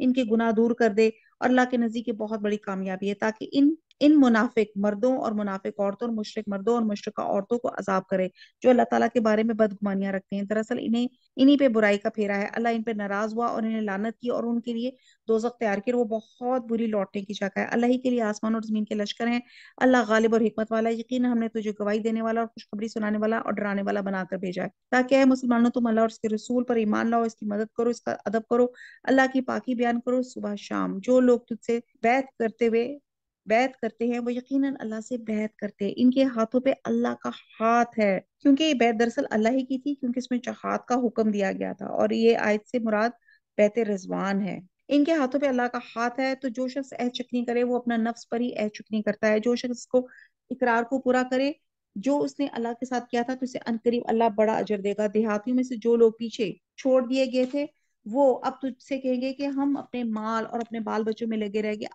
ہمارے لیے مغفرت طلب کیجئے۔ یہ لوگ اپنی زبانوں سے وہ کہتے ہیں جو ان کے دلوں میں نہیں، آپ جواب دیجئے کہ تمہارے لیے اللہ کی طرف سے کسی چیز کا بھی اختیار کون رکھتا ہے؟ اگر وہ تمہیں نقصان پہنچانا چاہیے، تمہیں کوئی نفع دینا چاہے تو، بلکہ تم جو کچھ کر رہے ہو اس سے تو اللہ خوب باخبر ہے، نہیں بلکہ تم نے تو یہ گمان کر رکھا ہے کہ پیغمبر اور مسلمانوں کا اپنے گھروں کی طرف لوٹ آنا قطعاً ناممکن ہے، یہ خیال تمہارے دلوں میں رچ بس کے آیا تھا اور تم نے برا گمان کر رکھا تھا۔ دراصل تم لوگ ہو بھی ہلاکت والے، اور جو شخص اللہ پر اور اس کے رسول پر ایمان نہ لائے تو ہم نے بھی ایسے کافروں کے لیے دہکتی آگ تیار کر رکھی ہے۔ آیت نمبر 14، اور زمین اور آسمان کی بادشاہت اللہ ہی کے لیے ہے، جسے چاہے بخشے اور جسے چاہے عذاب کرے، اللہ بڑا بخشنے والا مہربان ہے۔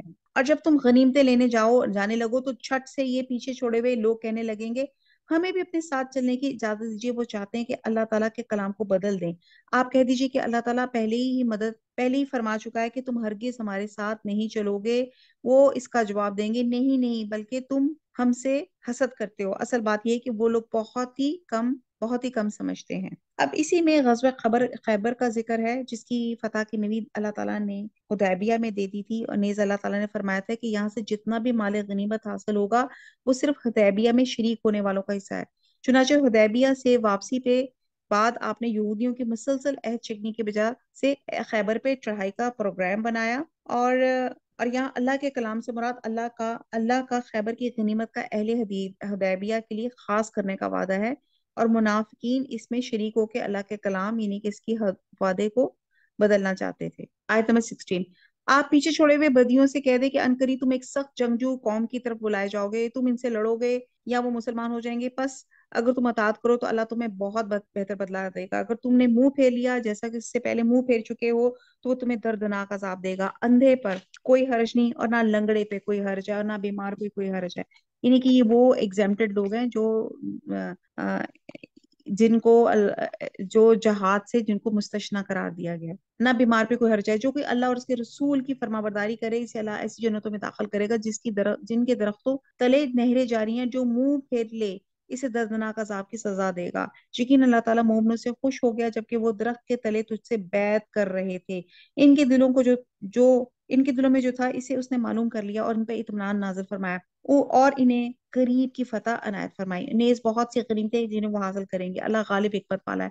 اللہ تعالیٰ نے تم سے بہت ساری غنیمتوں کا وعدہ کیا جنہیں تم حاصل کرو گے، پس یہ تو تمہیں جلدی ہی عطا فرما دی، اور لوگوں کے ہاتھ تم سے روک دیے تاکہ مومنوں کے لیے ایک نشانی ہو جائے۔ حدیبیہ میں کافروں کے ہاتھ اور خیبر میں یہودیوں کے ہاتھ اللہ نے روک دیے، یعنی کہ ان کے حوصلے پست کر دیے، اور مسلمانوں کے مصروف پیکار نہیں ہوئے، تاکہ مومنوں کے لیے ایک نشانی ہو جائے، تاکہ وہ تمہیں سیدھی راہ چلائے، اور تمہیں اور غنیمتیں بھی دی جس پر اب تم نے قابو نہیں پایا، اللہ تعالیٰ نے اپنے قابو میں رکھا ہے، اللہ تعالیٰ ہر چیز پر قادر ہے۔ اگر تم نے کافر جنگ کرتے تو یقیناً پیٹھ دکھا کر بھاگتے، پھر نہ کوئی کارساز پاتے نہ مددگار۔ اللہ تعالیٰ کے اس قاعدے کے مطابق جو پہلے سے چلا ہے تو کبھی بھی اللہ کے قاعدوں کو بدلتا نہ پائے گا۔ وہی ہے جس نے خاص مکہ میں کافروں کے ہاتھوں کو تم سے اور تمہارے ہاتھوں کو ان سے روک لیا، اس کے بعد اس نے تمہیں ان پہ غلبہ دے دیا، اور تم جو کچھ کر رہے ہو اللہ تعالیٰ اسے دیکھ رہا ہے۔ یہی وہ لوگ ہیں جنہوں نے کفر کیا اور تم کو مسجد حرام سے روکا اور قربانی کے لیے معقول جانوروں کو اس کے موقع میں پہنچنے سے روکا۔ اگر ایسے بہت سے مسلمان مرد اور بہت سی مسلمان عورتیں نہ ہوں جن کی تم کو خبر نہ تھی، ان کے پاس جانے کا احتمال نہ ہوتا جس پر ان کی وجہ سے تم بھی بے خبری میں زر پہنچتا تو تمہیں لڑنے کی اجازت دے دی جاتی، لیکن ایسا نہیں کیا گیا تاکہ اللہ تعالیٰ اپنی رحمت میں جس کو چاہے داخل کرے۔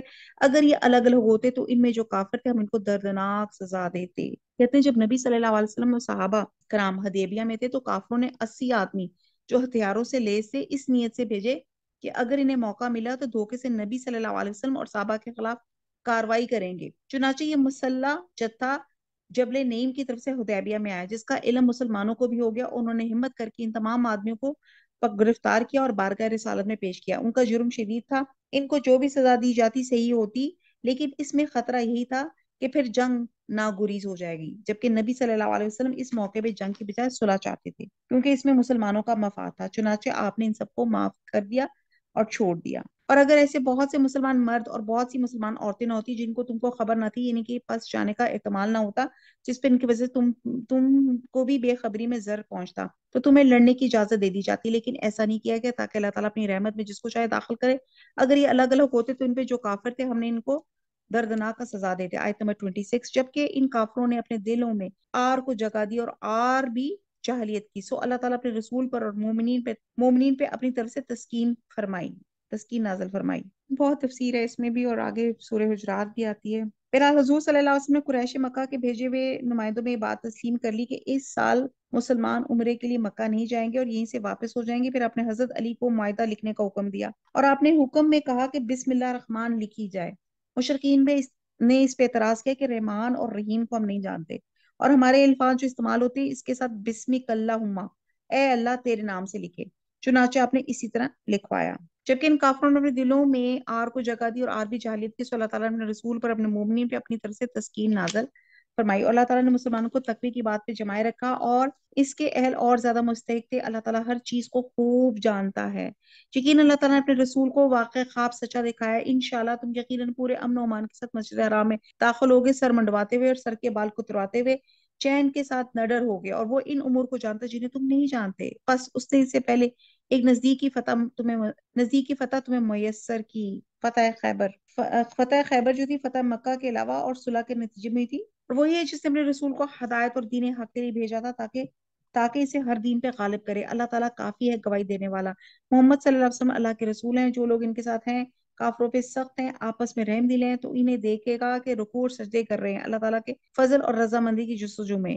ان کے نشان ان کے چہروں پہ سجدوں کے اثر سے ہیں۔ ان کی یہی مثال تورات میں ہے، اور ان کی مثال انجیل میں ہے۔ مثل اس کھیتی کے جس نے اپنا پٹھا نکالا، پھر اسے مضبوط کیا، وہ موٹا ہو گیا، پھر اپنے تنے پہ سیدھا کھڑا ہو گیا اور کسانوں کو خوش کرنے لگا تاکہ ان کی توجہ سے کافروں کو چڑھائے۔ ان ایمانداروں اور نیک مالوں والوں سے اللہ نے بخشش کا اور بہت بڑے ثواب کا وعدہ کیا ہے۔ اب جی سورہ حجرات شروع ہو جاتی ہے۔ اعوذ باللہ من الشیطان الرجیم، بسم اللہ الرحمن الرحیم۔ بہت امپورٹنٹ سورت ہے۔ اعوذ باللہ من الشیطان الرجیم، بسم اللہ الرحمن الرحیم۔ یا ایھا الذین آمنوا لا تقدموا بین یدی اللہ ورسولہ واتقوا اللہ ان اللہ سمیع علیم۔ مومنو، کسی بات کے جواب میں اللہ اور اس کے رسول سے پہلے نہ بول اٹھا کرو، اللہ سے ڈرتے رہو، بے شک اللہ سنتا جانتا ہے۔ اچھا جی، یہ بڑی تفصیل طلب صورت ہے، میری ون آف دا فیوریٹ صورت ہے سورہ حجرات۔ یہاں اللہ تعالیٰ فرما رہے ہیں کہ مومنوں، کسی بات کے جواب میں اللہ اس کے رسول سے پہلے نہ بولا کرو۔ اس کا مطلب ہے کہ جو شخص اللہ پر ایمان رکھتا ہے، اللہ کو اپنا رب مانتا ہے، اللہ کے رسول کو اپنا ہادی رہبر تسلیم کرتا ہے، اگر وہ اپنے عقیدے میں سچا ہے تو اس کا رویہ کبھی یہ نہیں ہو سکتا کہ اپنے رائے، اپنے خیال کو رسول اور اللہ کے فیصلے پہ مقدم رکھے اور اپنے معاملات میں آزادانہ رائے قائم کرے۔ مومن یہ دیکھے گا کہ اس معاملے میں اللہ اور اس کے رسول کا کیا فیصلہ ہے، اور وہ اپنے معاملات کے مطابق طے کرے گا۔ اللہ اور اس کے رسول کی فیصلوں کی پیروی کرے گا اور اپنی رائے ختم کر دے گا۔ اور یہ حکم مسلمانوں کے محض انفرادی معاملات تک نہیں ہے، بلکہ اجتماعی معاملات پہ بھی اس کا اطلاق آتا ہے۔ در حقیقت یہ حکم اسلامی آئین کی بنیادی دفعہ ہے، جس سے نہ مسلمانوں کی حکومت آزاد ہو سکتی ہے، نہ عدالت، نہ پارلیمنٹ۔ اور ابن ماجہ میں جو روایت منقول ہے کہ نبی صلی اللہ علیہ وسلم نے جب حضرت معاذ بن جبل کو یمن کا حاکم عدالت بنا کے بھیجا تو آپ نے ان سے پوچھا کہ تم کس چیز کے مطابق فیصلہ کرو گے، تو انہوں نے عرض کیا کتاب اللہ کے مطابق۔ آپ نے پوچھا اگر کتاب اللہ میں کسی معاملے کا حکم نہ ملے تو کس چیز کے رجوع کرو گے، تو انہوں نے کہا کہ سنت رسول کی طرف۔ تو آپ نے فرمایا اگر اس میں سے بھی کچھ نہ ملے تو انہوں نے عرض کیا پھر میں کچھ اجتہاد کروں گا۔ اس پہ حضور صلی اللہ علیہ وسلم نے ان کے سینے پہ ہاتھ رکھ کر فرمایا شکر اللہ کے جس نے اپنے رسول کے نمائندے کو وہ طریقہ اختیار کرنے کی توفیق بخشی جو اس کے رسول کو پسند ہے۔ تو ایک مسلمان اپنے اجتہاد پر کتاب اللہ اور سنت رسول صلی اللہ علیہ وسلم کو مقدم رکھے گا، ہدایت کے لیے انہی کی طرف رجوع کرے گا، اور یہی چیز مسلم جج اور غیر مسلم جج میں فرق کرتی ہے۔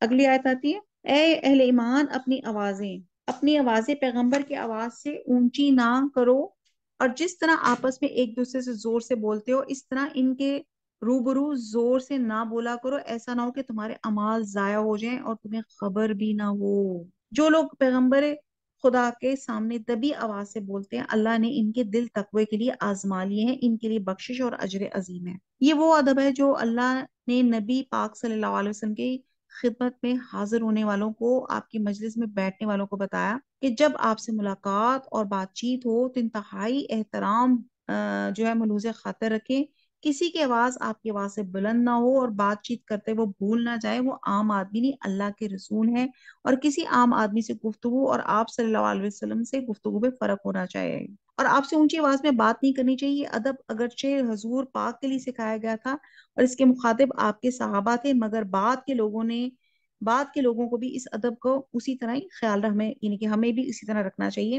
کہ جہاں آپ کی، کیونکہ اب تو حضور صلی اللہ علیہ وسلم ہمارے درمیان میں نہیں ہے، لیکن جب آپ کی سیرت حدیث بیان کی جا رہی ہو، آپ کا ذکر کیا جا رہا ہو، تو پھر ہم نے خاموشی اور ادب کا مظاہرہ کرنا ہے۔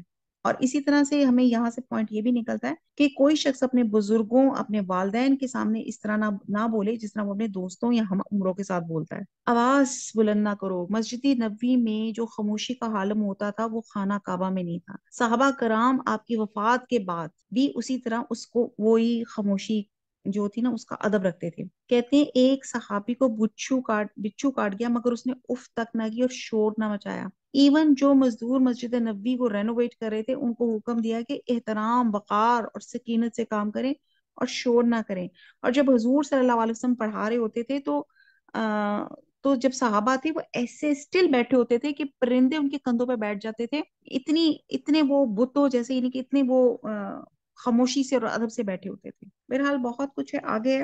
جو لوگ تم کو حجروں کے باہر سے آواز دیتے ہیں ان میں سے اکثر بے عقل ہے. اگر وہ صبر کیے رہتے یہاں تک کہ تم خود نکل کے ان کے پاس آتے تو یہ ان کے لیے بہتر تھا. اللہ بخشنے والا مہربان ہے. اب یہاں پہ بتایا جا رہا ہے، ایک اور ادب سکھایا جا رہا ہے کہ حضور صلی اللہ علیہ وسلم کی صحبت میں رہ کے جن لوگوں نے تربیت حاصل کی تو وہ تو آداب جانتے تھے کہ آپ کی مصروفیات کیا ہیں اور کس طرح آپ کو آپ کے پاس خدمت میں آپ کے پاس آنا ہے. لیکن تو اب کچھ لوگ ایسے بھی تھے جن کو ان تمام چیزوں کا پتہ نہیں تھا، جو ان آداب سے ناواقف تھے، اور ان کے رویے سے حضور صلی اللہ علیہ وسلم کو بڑی تکلیف پہنچتی تھی اور آپ عفو درگزر سے کام لیتے تھے. آخرکار اللہ تعالیٰ نے اس معاملے میں مداخلت فرمائی اور لوگوں کو ملامت کی اور ہدایت کی کہ جب وہ آپ کو ملنے کے لیے آئیں اور آپ کو موجود نہ پائیں تو پکار کر آپ کو بجانے کی وجہ صبر کریں اور اس وقت کا انتظار کریں جو آپ خود ان سے ملاقات کے لیے باہر تشریف لائیں. اور یہی بات ہم نے عام ملاقات کے لیے بھی دیکھی کہ جب ہم کسی کے گھر جائیں تو کس طرح ادب بتایا گیا کہ 3 دفعہ آپ نے کس طرح آپ کو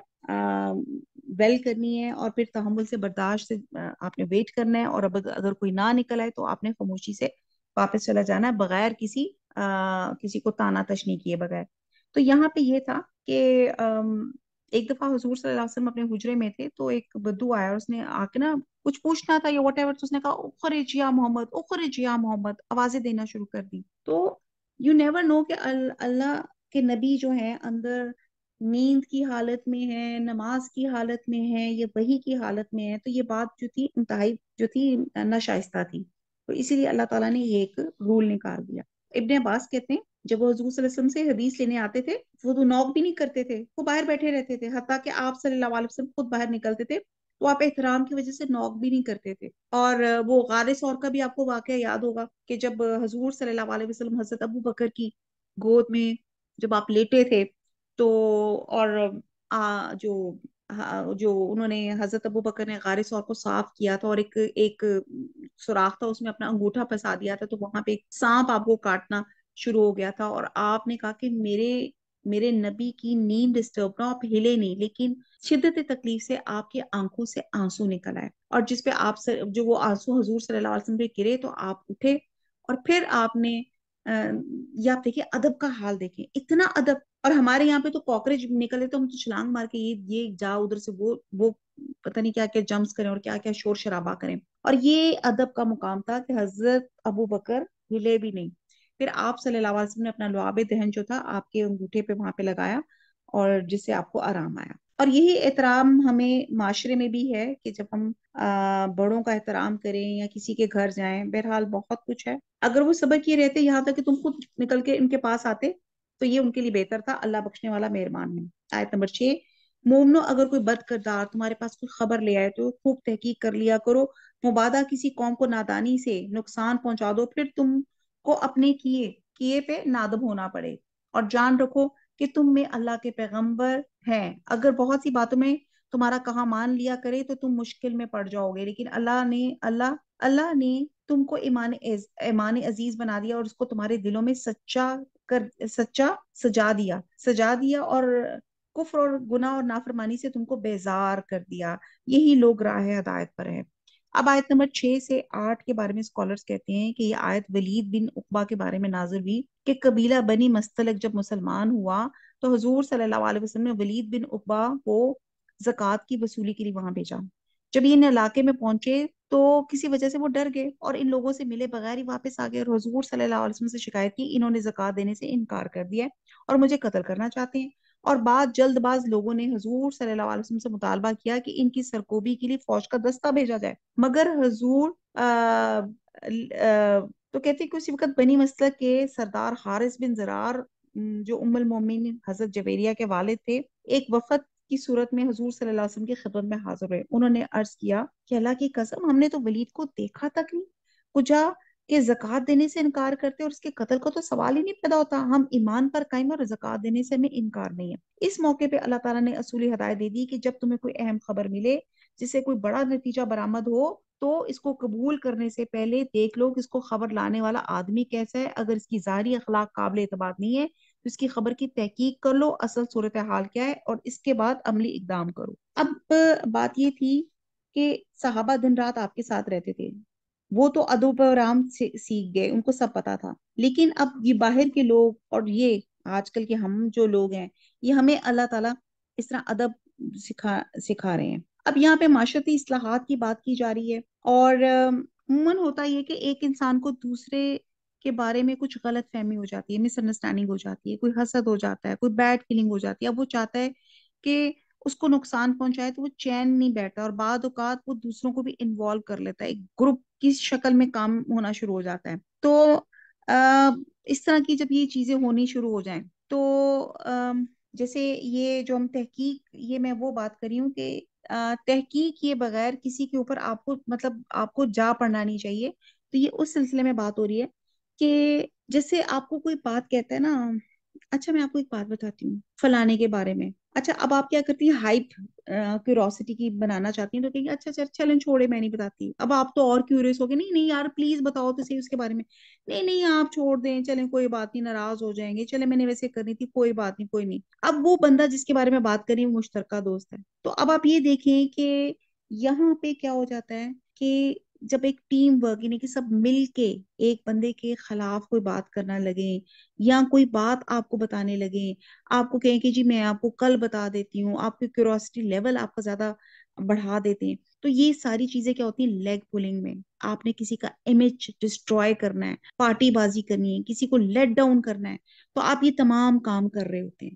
تو جب ہم یہ تمام چیزوں میں انوالو ہوتے ہیں نا تو اس کا امپیکٹ کیا ہوتا ہے کہ جب ہم عبادت کر رہے ہوتے ہیں تو ہماری سے عبادت ٹھیک نہیں ہو رہی ہوتی، ہمارے دل میں کسی کی باتیں گونج رہی ہوتی ہیں. اچھا اس نے میرے بارے میں کچھ ایسی بات کہہ دی، اچھا وہ یہ میرے بارے میں سوچتا ہے، اچھا میں اس کے ساتھ ملا نا تو میں اس کو یہ جواب دوں گا. آپ اپنا نماز بھی پڑھ رہے ہوں گے نا تو آپ سے وہ نماز نہیں صحیح طرح پڑھی جائے گی اگر آپ کے دلوں میں اتنی قدور ہوتی ہے دوسروں کے بارے میں. لوگ جیسے ہوتا ہے نا، لوگ بلا تحقیق آپ کو کسی نے کہا کہ میرے متعلق کچھ بات، کچھ لوگ ایسے کہہ رہے ہیں اور آپ بجائے تحقیق کے آپ اس کی بات کو مان لیتے ہیں. تو اس آیت میں وہ چیز بتائی جا رہی ہے. اور جیسے آپ فار ایگزامپل اپنے بچوں کو ہوم ورک کروا رہے ہیں، اتنے میں فون آ جاتا ہے، کوئی خود پریشان ہے آپ کو بھی اپنی پریشانی میں انوالو کر لے گا، یعنی کہ خود غیبت کر رہا ہے آپ کو سنوائے گا. پھر کیا ہوگا، پھر کہا جا رہا ہے فتبینوا، سوال کرو، معاملے کی تحقیق پہ جاؤ.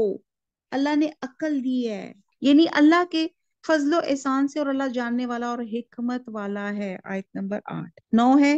اور اگر مومنوں میں سے کوئی دو فریق آپس میں لڑ پڑیں تو ان میں صلح کرا دو. اگر ایک فریق دوسرے پہ زیادتی کرے تو زیادتی کرنے والے سے لڑو یہاں تک کہ وہ اللہ کے حکم کی طرف رجوع لائے. بس جب وہ رجوع لائے تو دونوں فریق میں مساوات کے ساتھ صلح کرو اور انصاف کے ساتھ کام لو کہ اللہ انصاف کرنے والوں کو پسند کرتا ہے. مومن تو آپس میں بھائی ہیں تو اپنے دو بھائیوں میں صلح کرا دو، اللہ سے ڈرتے رہو تاکہ تم پہ رحمت کی جائے. اب یہاں پہ صلح کا بیان کیا جا رہا ہے، بہت کچھ اس میں احکامات ہیں. اب یہاں فرمایا جا رہا ہے کہ اگر مسلمانوں میں سے دو گروہ آپس میں لڑ جائیں، یہ نہیں فرمایا کہ جب مسلمانوں میں سے دو گروہ آپس میں لڑ جائیں. اسے معلوم ہوا کہ مومنوں سے تو توقع ہی نہیں کی جا سکتی وہ آپس میں لڑیں. تو ایمان کا تقاضا یہ ہے کہ صلح صفائی رہے.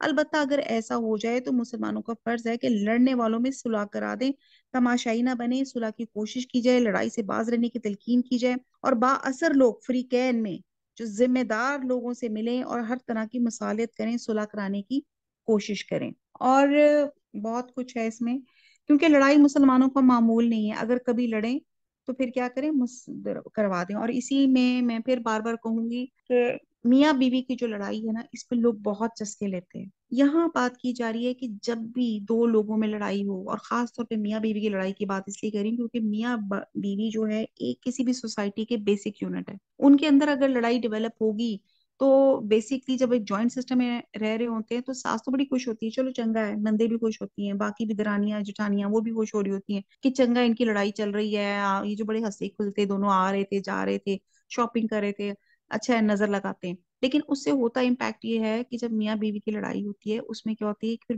بیوی جو ہوتی ہے میاں کو سکون نہیں دیتی، بندہ جو ہوتا ہے بیوی کو سکون نہیں دیتا، پھر یہ دونوں ان سے جو جو افراد ملتے ہیں، خاوند باہر جاتا ہے آفس میں جاتا ہے تو اس کا ٹیمپرمنٹ، اس کی ایفیشنسی ڈاؤن ہو جاتی ہے، گھر والوں سے کھچا کھچا رہتا ہے، وہی عورت جو ہوتی ہے جب اپنے سسرال کے ساتھ پھر وہ کھچو کھچی رہتی ہے کہ یہ میرے خاوند نے مجھے سکھ نہیں دیا تو میں اس کے خاندان والوں کے ساتھ میں کیوں اپنا لحاظ یا برتاؤ کے ساتھ کروں، تو وہ ایک چین بننا شروع ہو جاتی ہے۔ اور آپ کو پتا ہے جیسے ہم نے بہت شروع میں ایک جگہ ہم لوگوں نے اس بات کو ڈسکس کیا تھا کہ ہر روز شیطان ایک میٹنگ کرتا ہے، سب ہر کاروں کو اپنے شیطان ہر کاروں کو اپنے لوگوں کو بلاتا ہے اور پوچھتا کہ تم لوگوں نے کیا کیا کام کیا۔ ہر شیطان جو ہے وہ خبر لے کے آتا ہے، میں نے بندے کو جھوٹ بلوایا، میں نے زنا کروایا، میں نے ظلم کروایا، میں نے چوری کروائی۔ ایک شیطان کہے گا میں نے دونوں میاں بیوی میں لڑائی کرائی، تو شیطان بڑا شیطان اٹھ کر اس کے سر پہ تاج رکھے کہ تم نے سب سے بہترین کام کیا۔ تو لڑائی جو ہے ایک انارکی پھیلاتی ہے، گھر میں بھی، معاشرے میں بھی اور ملک میں بھی۔ تو یہ اس پہ پرہیز کرنا چاہیے، کوشش کرنی چاہیے کہ صلح سے جو ہے کام لیا جائے، اور پھر یہ کہ ظلم و زیادتی کو روکا جائے اور مظلوم کی مدد کی جائے، اور اس حکم کے مخاطب وہ لوگ ہیں جو طاقت استعمال کر کے زیادتی کا ازالہ کر سکتے ہیں۔ اور پھر آگے آتی ہے آیت نمبر 10، مومن تو آپس میں بھائی بہن ہیں۔ ہاں جی، تو قرآن پاک کی یہ آیت مسلمانوں کے لیے ایک عالمگیر برادری قائم کر دیتی ہے کہ کسی دین یا ملک کے فالوورز میں یہ کہا جا رہا ہے کہ مسلمان جو ہیں ایک ایک ایک جسم کی مانند ہے۔ حضور صلی اللہ علیہ وسلم نے فرمایا کہ مسلمان ایک دوسرے کے لیے ایک دیوار کی اینٹوں کی طرح ہوتے ہیں کہ ہر ایک دوسرے سے تقویت پاتے ہیں، اور فرمایا ایک مومن کا تعلق اہل ایمان کے گروہ کے ساتھ ایسا ہوتا ہے جیسے سر کے ساتھ جسم کا ہوتا ہے، اور وہ اہل ایمان کی تکلیف کو اس طرح محسوس کرتا ہے جس طرح سر جسم کے ہر حصے کا درد محسوس کرتا ہے۔ اور حضرت جریر بن عبداللہ کہتے ہیں کہ رسول صلی اللہ علیہ وسلم نے مجھ سے 3 باتوں پہ بیعت لی تھی، ایک یہ کہ نماز قائم کرو، دوسرا یہ کہ زکوٰۃ دیتے رہو، اور تیسرا یہ ہر مسلمان کا خیر خواہ رہو۔ نبی صلی اللہ علیہ وسلم نے فرمایا کہ ہر مسلمان پہ دوسرے مسلمان کی جان، مال اور عزت حرام ہے، اور ہم یہی جان، مال، عزت، حرام، یہ تینوں کی چیزوں کو ہم پامال کرتے رہتے ہیں۔ آیت نمبر 11 ہے کہ مومنو کوئی قوم کسی قوم کا تمسخر نہ کرے، ممکن ہے کہ وہ لوگ ان سے بہتر ہوں، اور نہ عورتیں عورتوں سے تمسخر کریں، ممکن ہے وہ ان سے اچھی، اور اپنے مومن بھائی کو عیب نہ لگاؤ، نہ ایک دوسرے کا برا نام لو، ایمان لانے کے بعد برا نام رکھنا گناہ ہے، تو اور جو توبہ نہ کرے وہ ظالم ہے۔ اب یہاں بتایا جا رہا ہے کہ ایمان لانے کے بعد گناہ کا کام کرنا، فسق کرنا ہے، ظلم ہے۔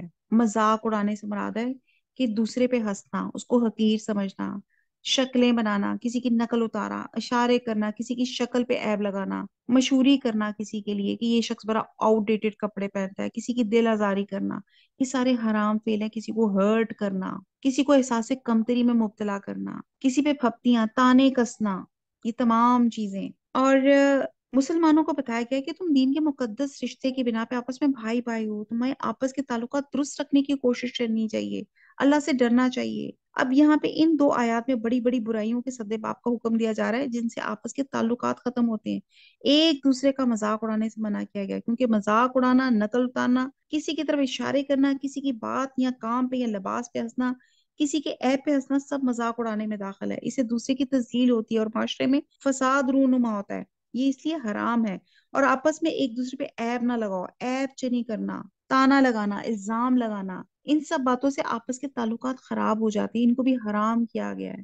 پھر ایک دوسرے کا برا نام رکھنا، اس حکم کا مقصد یہ ہے کہ کسی کو ایسا نام یا ایسا لقب نہ دیا جائے جو اسے ناگوار ہو، جسے اس کی تذلیل ہو۔ مثلا ہم کسی کو فاسق یا منافق کہتے ہیں، کسی کو لنگڑا یا اندھا کہہ دیتے ہیں، کوئی کالا ہے اس کو کالیا کہنا شروع کر دیتے ہیں، اور ایک مسلمان کو اس سے توبہ کرنی چاہیے۔ آپ صلی اللہ علیہ وسلم نے فرمایا کہ میں تمہیں روزہ، نماز اور خیرات سے افضل مرتبہ کام نہ بتاؤں؟ لوگوں نے عرض کیا کیوں نہیں؟ یعنی ایسا کام نہ بتاؤں جو نماز، روزہ اور خیرات سے افضل ہے، درجے ہیں؟ آپ نے فرمایا آپس میں جھگڑنے والوں کی صلح، صفائی کرانا، کیونکہ جھگڑا مونڈ دیتا ہے دین کو، دین کی صفائی کرنے والا ہے۔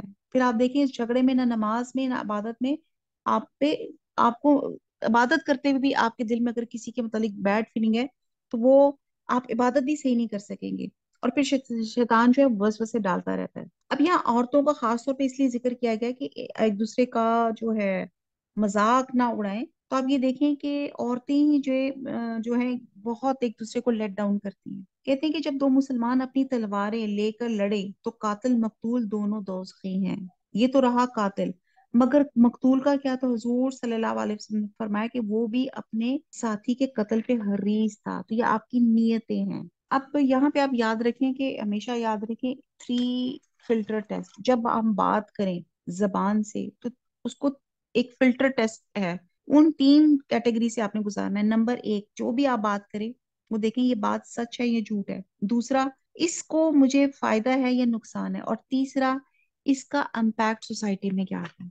तो ये 3 फिल्टर टेस्ट आप कर लेंगे तो आप खुद ही बात के सिलसिले में मोहतात हो जाएंगे। बहरहाल बहुत ज्यादा है, किसी की जिस्मानी ऐब में किसी को लंगड़ा कह देना, किसी को अंधा कह देना। अच्छा जी, आयत नंबर 12 है, अहल ईमान बहुत गुमान करने से एतराज करो। बात गुमान गुनाह है। और एक दूसरे का माल, एक दूसरे के हाल का तजस्सुस ना किया करो, ना कोई किसी की गीबत करे। क्या तुम में से कोई इस बात को पसंद करेगा कि अपने मरे हुए भाई का गोश्त खाए? इससे तो तुम जरूर नफरत करोगे। तो गीबत ना करो, अल्लाह का डर रखो, बेशक अल्लाह तौबा कबूल करने वाला मेहरबान है। अब यहाँ पे आयत नंबर 12 में अहले ईमान को बहुत गुमान से एतराज, यानी कि बहुत बहुत गुमान गुनाह होते हैं। तो कहा जा रहा है कि पहली तो बात ये है कि गुमान ही नहीं करना। एक हमारे स्कॉलर से वो कहते थे कि जब आपको किसी के बारे में गुमान, गुमान की होता है एक फीलिंग कि पता नहीं मेरे बारे में क्या सोच रहा है, तो आप अपने आप को 70 तावीलें देंगे। फॉर एग्जाम्पल, आप कहीं बैठे हैं और आप देख रहे हैं कि एक बंदा मुझे देख के हंस रहा है, तो आप देख रही हैं कि अच्छा मेरे मुंह में क्या लगा हुआ है, या मेरे कपड़ों में क्या है, या क्या चीज है जो मुझे देख रहे हैं हंस रहे हैं। 70 अपने आप को लॉजिक्स दें कि शायद ये वजह हो, उसको लतीफा याद आ रहा हो, या उसको कोई और बात याद आ रही हो, वो वैसे ही मुझे देख के हंस रहा हो। 70 दफा अपने आप को दें कि नहीं ये कोई और वजह है। और फिर 70 दफा अपने आप को ही प्रूव करें गलत कि हाँ वो और कोई वजह हो सकती है। क्योंकि हर गुनाह की बुनियाद ये गुमान होता है। और बात गुमान गुनाह होती है, और एक गुमान वो होता है जो अखलाकी लिहाज से पसंदीदा है, दीन में मतलूब है, यानी कि अल्लाह और उसके रसूल से, अहले ईमान से अच्छा गुमान रखना, वो तो बहुत अच्छी बात है। और ये ना शैतानी काम क्या होता है, शैतानी क्या करता है, वो सबसे पहले वसवसे डालता है। वसवसा आता है दिल में किसी के खिलाफ, फिर वो क्या करता है, वो दिल में रख लेता है। फिर अगला स्टेप क्या होता है, जब वो वसवसा आता है, वो गुमान आता है, फिर तजस्सुस शुरू हो जाता है। तजस्सुस शुरू होता है, फिर बदगुमानी आ जाती है। वसवसे के बाद तजस्सुस, तजस्सुस के बाद बदगुमानी, क्योंकि गुमान आता है ही अच्छा या बुरा। फिर हर वक्त इंसान कुछ ना कुछ सोचता रहता है, अपने ख्यालात पे काबू नहीं रख पाता। इसको इसलिए इसकी डायरेक्शन की जरूरत है। और अगर आप देखें ना कि जैसे आपने कोई तस्वीर बनानी हो किसी भी अपने ख्याल की, तो आप देखेंगे कि आपका जितना ख्याल गंदा होगा वो उतनी गंदी आप एक तस्वीर बनाएंगे। अगर आपका दिल गंदा हो गया है, तो किसी कोई भी आपको नजर आ रहा है तो आपको वो गंदा ही नजर आ रहा है। आपकी सोच बुरी है तो हर बंदे को आप बुरी ही सोच से देख रहे हैं। तो बहरहाल होता ही है कि जब हम किसी चीज को धोते हैं, जब हम किसी कपड़े को धो रहे होते हैं, तो हम उसको साफ पानी से धोते हैं ना। तो इसी तरह है कि दिल की गंदगी, दिल को गंदगी से बचाएं कि अल्लाह देख रहा है। अगर कपड़ा गंदा है तो हम फौरन धो लेते हैं कि लोग देख लेंगे। तो जो दिल गंदा है वो क्या है, जैसे हमने पीछे पढ़ा था कि दिल आपका, जो आपका दिल है आपके फिस्ट जितना है। तो आप देखें आप कितने बात गुमान, ऐसे गुमानों के साथ आप भरेंगे तो आपका दिल कितना गंदा होना शुरू हो जाएगा। फिर इसीलिए कहा जाता है कि अपने गुमान को सबसे पहले अपने आप को रोकें। गुमान अगर आपका ठीक रहा लोगों पे, तो फिर क्या होगा, फिर आपका दिल इन्वॉल्व, अगर आपका गुमान बुरा होगा तो फिर दिल इन्वॉल्व हो जाएगा, फिर दिमाग इन्वॉल्व हो जाएगा, फिर जबान इन्वॉल्व इन्वॉल्व हो जाएगी। क्या तुम में से कोई ये चाहता है कि अपना मुर्दा भाई का गोश्त खाए? तुम इसको नापसंद करोगे। हदीस नबी में है कि जो भाई फौत हो जाए इसकी बैठकर बोटियां नोच कर खाई जाए। आप देखिए भाई कितने प्यारे होते हैं। यानी कि अगर आप गीबत कर रहे हैं, यानी कि गीबत की तारीफ आप सल्लल्लाहु अलैहि वसल्लम ने फरमाई कि तुम अपने भाई का जिक्र इस तरह करो कि इसे नागवार गुजरे। और किसी ने अर्ज किया, "ए अल्लाह के रसूल, अगर वो बुरी बात मेरे भाई के अंदर पाई जाए", तो आपने फरमाया अगर वो बात उसके अंदर पाई जाती है तो गीबत है, और अगर वो बुराई उसमें है ही नहीं जो तुमने बयान कर रहे हो तो वो बहतान लगा रहे हो। यानी कि दोनों चीजों में जो है बुरी बात है। तो बाद लोग ये कहते हैं कि मैं बिल्कुल सच कह रहा हूँ, इसमें बिल्कुल झूठ नहीं है, मैं एक फैक्ट बयान कर रही हूँ, और मैं बड़ी स्ट्रेट फॉरवर्ड हूँ। ہم اس طرح غیبتیں بیان کرتے ہیں ایسے لیسے لاجکس کے ساتھ، جیسے میں نے بھی بتایا نا 3 فلٹر ٹیسٹ. جب آپ سے کوئی بات کہے تو آپ سب سے پہلے اسے پوچھے یہ بات جو آپ مجھے بتا رہے ہیں یہ بات سچ ہے یا جھوٹ ہے. اگلا بندہ کہے گا مجھے تو کنفرم نہیں ہے سچ ہے جھوٹ، تو پھر مجھے کیوں بتا رہے ہیں جب آپ ہی کنفرم نہیں ہے سچ ہے یا جھوٹ ہے. دوسری بات، یہ جو بات آپ مجھے بتائیں گے اس کا مجھے فائدہ یا نقصان ہے. کہے گا مجھے کیا پتا آپ کا فائدہ یا نقصان. پھر جب آپ کو پتا ہی نہیں ہے تو پھر مجھے کیوں بتا رہے ہیں، مجھے اس کا کیا فائدہ نقصان. اور تیسرا، آپ جو بات مجھے کو بتا رہے ہیں اس کا امپیکٹ کیا ہوگا میرے پر، فیملی پہ، پوری سوسائٹی پہ. تو آپ یہ دیکھیں، تو پھر ایسی بات کو آپ نے سننا ہی نہیں. کہتے ہیں کہ تو یہ آپ دیکھیں کہ جب آپ اپنی بڑے اسٹریٹ فارورڈ بات کری ہیں تو یہ چغلی ہو جاتی ہے. چغل خور کے بارے میں بتایا کہ چغل خور جنت میں داخل نہیں ہوگا. بہرحال بہت کچھ ہے. تو گمان سے سب سے پہلے آپ اپنے آپ کو بچائیں. ایک گمان جو بدگمانی مگر جائز ہے، جیسے ایک شخص جو گفتگو میں برا ہے اور گالیاں اور جھوٹ بول رہا ہے تو اس کے بارے میں تحقیق کریں کہ جھوٹا ہے تو ثابت ہو جائے تو محتاط ہونے کے لیے یہ جائز ہے. پھر آپ یہ دیکھتے ہیں کہ ایکچولی جو برے گمان سے خراب سوچ پھر عمل ہوگا، حتیٰ کہ قاتل بھی جب جرا کے بعد ثابت نہ ہو جائے آپ اس کو قاتل نہیں کہہ سکتے. ٹھیک ہے جی. تو اور کہا جا رہا ہے اگر گمان ہو جائے تو تحقیق کر لیا جائے، کسی شخص کا عیب دیکھے تو اس پہ پردہ ڈال دے. جیسے قیامت کے دن اللہ تعالیٰ، آپ کسی کے عیب پہ پردہ ڈالیں گے تو قیامت کے دن اللہ تعالیٰ آپ کے اوپر جو ہے پردہ ڈال دیں گے. کہتے ہیں کہ حضرت عمر رضی اللہ تعالیٰ نے رات میں ایک شخص کی آواز سنی جو گانے گا رہا تھا. آپ نے دیوار پہ لانگی تو دیکھا شراب بھی تھی اور عورت بھی تھی، اور اس شخص نے ڈھٹائی سے کہا کہ آپ نے 3 گناہ کیے. حضرت عمر جو خلیفہ وقت تھے وہ ایک دم گھر آ گئے. کہتے جی. اس نے کہا سب سے پہلے آپ نے گمان کیا، پھر تجسس کیا، پھر آپ نے پھلانگا اور بغیر اجازت کے میرے گھر میں داخل ہو گئے. اور حضرت عمر چپکے سے واپس چلے گئے. تو یہ ہے غلط گمان. تو بات ہو رہی ہے غیبت کی، بات کی جا رہی ہے کہ غیبت نہیں کرنی. اور غیبت آپ کو سمجھ آ گئی کیا ہے؟ ایک دوسرے کی حالوں کا آپ تجسس نہ کیا کریں، ایک دوسرے کے عیب تلاش نہ کریں، ایک دوسرے کے معاملات کی ٹو نہ لگایا کریں، راز نہ ٹٹولا کریں. تھوڑی دیر کے لیے آپ کا موبائل ادھر سے ادھر ہو جائے فوراً دوسرا بیٹھا ہوا فٹافٹ آپ کے دیکھے گا فیس بک پہ، آپ کی گیلری میں جا کے کیا کہاں جائے، کہاں پکچرز لوڈ کی ہوئی ہیں، کون سا سوٹ دیکھ رہے ہیں، کیا کر رہے ہیں.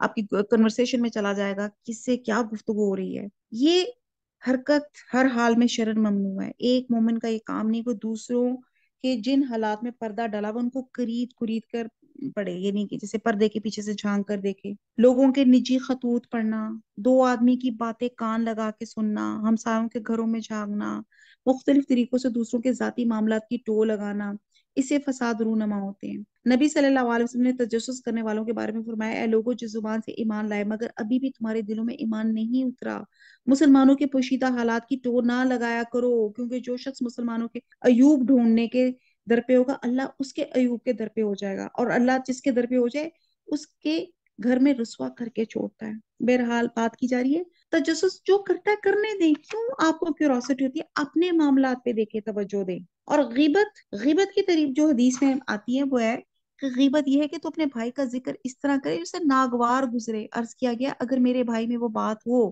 جو میں کہہ رہا ہوں تو اس صورت میں فرمایا کہ اگر وہ بات ہو تو تو نے غیبت کی، اور اگر وہ بات نہیں ہے تو وہ بہتان ہے.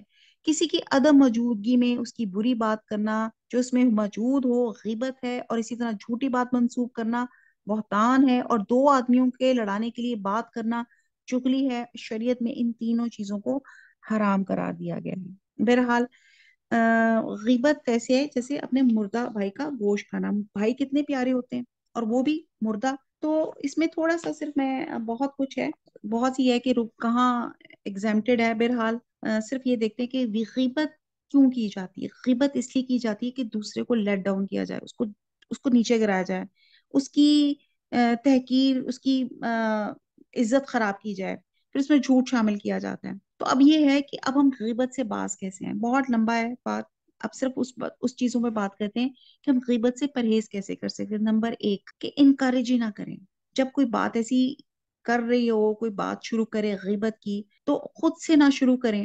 خالی ذہن شیطان کا گھر ہوتا ہے. بڑوں کی اگر آپ کوئی بات آپ کو کر رہا ہے، غیبت والی بات کر رہا ہے، تو آپ اپنی طرف سے ایڈ نہ کریں کہ اور والدین یا ساس یا ان کی کوئی اگر ایسی چیز ہے، کوئی غلط فہمی ہے تو دور کر دیں. اپنے بہن بھائیوں کو سمجھائیں جو بھی کوئی غیبت کر رہا ہے اور پھر اس کے بعد یہ ہے سب سے پہلے تو توبہ کریں غیبت کی. تو میں اور آپ اس وقت میرے ساتھ آپ لوگ یہ دعا پڑھیں کہ میں اپنی عزت کا صدقہ کرتی ہوں، میں سب کو معاف کرتی ہوں، جس نے میرے ساتھ زیادتی کی ہے میں ان کو بھی معاف کرتی ہوں، اور میں ان سے معافی بھی مانگتی ہوں کہ جن کے ساتھ میں نے کبھی زیادتی کا معاملہ کیا ہو. آمین ثم آمین.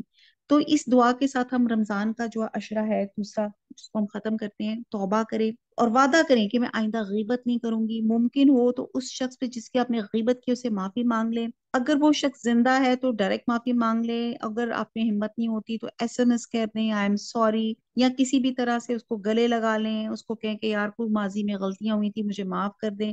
اگر وہ شخص فوت ہو گئے تو اس کی طرف سے صدقہ کر دیں، بخشش کر دیں اس کی. اور غیبت کرنے سے آپ اپنی نیکیاں دوسروں کے اکاؤنٹ میں ڈال رہے ہیں. تو آپ دیکھیں ہمارے اندر تو آگے نیکیاں نہیں ہیں. پھر اس سے معافی کے خواص کار ہوں. حقوق العباد بھی جب تک بندہ معاف نہیں کرے گا تو آپ کا معاملہ جو ہے وہ لٹکا رہے گا. تو اس لیے لوگوں سے معافیاں مانگیں. پھر یہ ہے غیبت سے بچنے کے لیے بھلائی اور نیکی کے کاموں میں مصروف ہو جائیں. وہ کہتے ہیں نا empty mind is the devil workshop. اپنے آپ کو بزی رکھیں.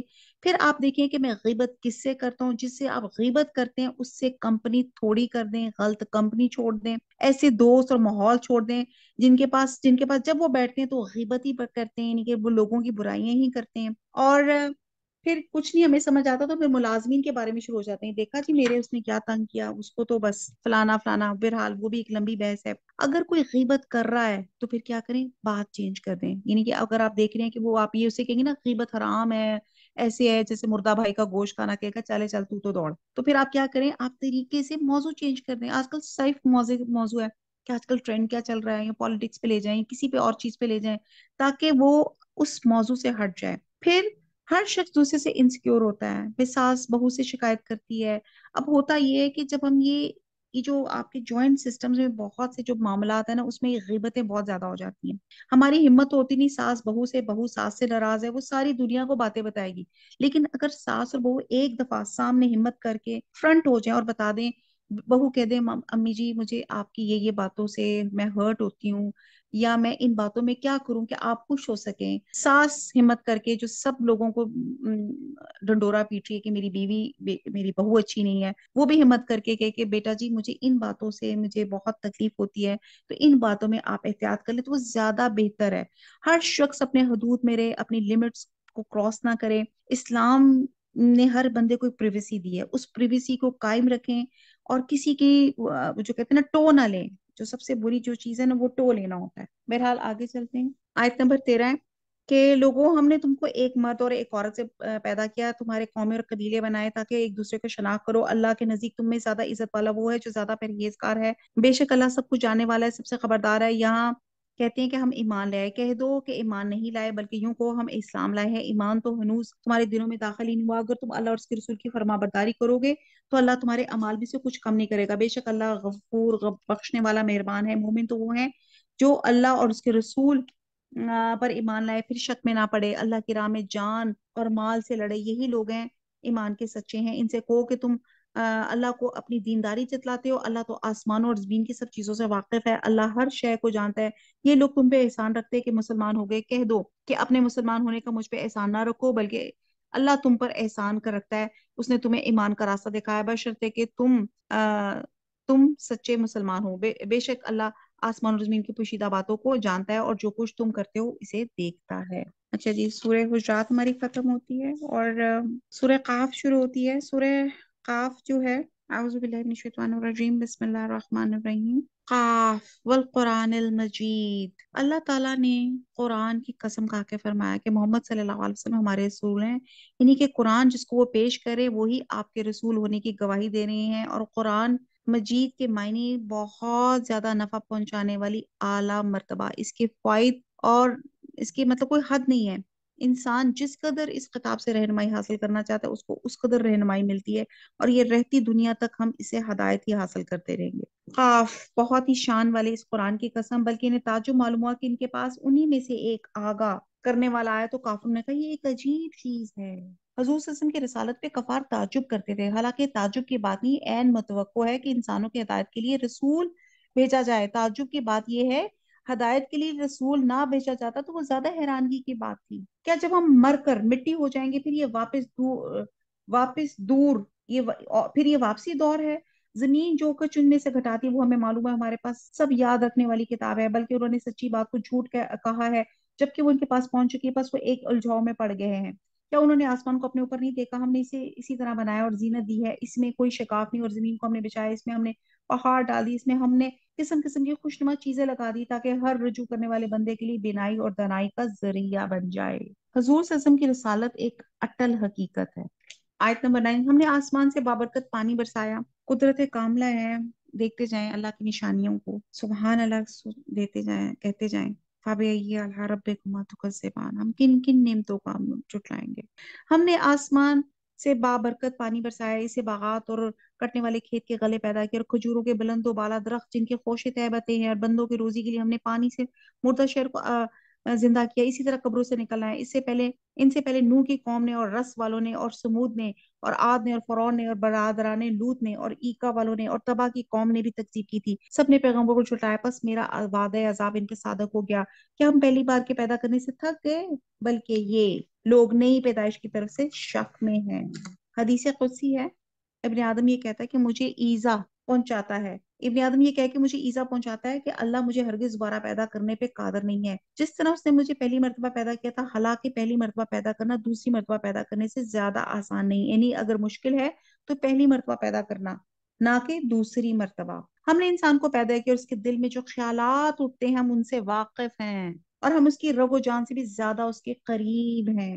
یعنی کہ اللہ تعالیٰ کہتے ہیں کہ وسوسہ دل میں گزرنے والے خیالات کو کہا جاتا ہے جس کا انسان کے علاوہ کسی کو علم نہیں ہوتا، لیکن اللہ ان وسوسوں کو بھی جانتا ہے. حدیث میں آتا ہے اللہ تعالیٰ نے میری امت سے دل میں گزرنے والے خیالات کو معاف فرمایا، یعنی کہ ان پہ گرفت نہیں فرمائے گا جب تک وہ زبان سے اس کا اظہار یا ان پہ عمل نہیں کرے گا. جس وقت دو لینے والے جا لیتے ہیں، ایک دائیں طرف سے اور ایک بائیں طرف سے بیٹھا ہوا ہے، انسان منہ سے کوئی لفظ نکال نہیں پاتا مگر کہ اس کے پاس نگہبان تیار ہیں، اور موت کی بے ہوشی حق لے کر آپ پہنچی، یہی ہے جس سے تو بھٹکتا پھرتا ہے. اب یہاں بتایا جا رہا ہے کہ یہ جو رگ حلق کے کنارے جو انسان کے کندھے ہوتی ہیں، اللہ تعالیٰ آپ کی نفس کی باتوں کو بھی جانتے ہیں. اور پھر یہاں پہ امام ابن کثیر فرماتے ہیں کہ یہ جو یہاں سے مراد فرشتے ہیں، یعنی کہ یہ فرشتے انسان کے رگ و جان سے بھی زیادہ قریب ہوتے ہیں، کیونکہ انسان کے دائیں بائیں جو دو فرشتے ہوتے ہیں ہر وقت موجود ہوتے ہیں، جن کو ہم کرامن کاتبین کہتے ہیں.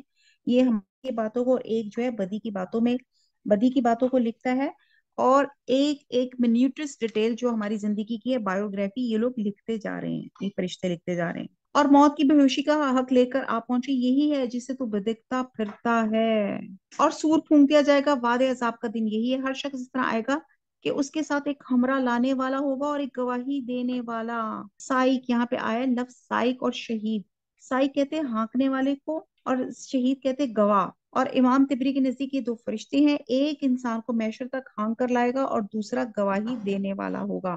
اور فرشتے انسان کا سارا ریکارڈ سامنے رکھیں گے اور کہیں گے کہ یہ دیکھ، یہ تمہاری بایوگرافی ہے، یقیناً تو اس سے غفلت میں تھا لیکن ہم نے تیرے سامنے سے پردہ ہٹا دیا. آج تیری نگاہ بہت تیز ہے. اس کا ہم نشین فرشتہ کہے گا یہ حاضر ہے جو کہ میرے پاس تھا. ڈال دو جہنم میں ہر کافر سرکش کو جو نیک کام سے روکنے والا، حد سے گزر جانے والا اور شک کرنے والا تھا، جس نے اللہ کے سوا دوسرا معبود بنا لیا، پس اسے سخت عذاب میں ڈال دو. اس کا ہم نشین شیطان کہے گا اے ہمارے رب، میں نے اسے گمراہ نہیں کیا تھا بلکہ تو خود ہی دور دراز کی گمراہی میں تھا. حق تعالیٰ فرمائے گا بس میرے سامنے جھگڑے کی بات مت کرو، میں تو پہلے ہی تمہاری طرف وعید اور وعدہ عذاب بھیج چکا ہوں. میرے ہاں بات بدلتی نہیں اور نہ میں اپنے بندوں پہ ذرا بھی ظلم کرنے والا ہوں. ان آیات میں اللہ تعالیٰ نے جہنم کے مستحق لوگوں کی علامات بتائیں. نمبر 1 انکار حق، دوسرا ناشکری، اور تیسرا حق اور اہل حق سے اناد، اور چوتھا بھلائی سے روکنا.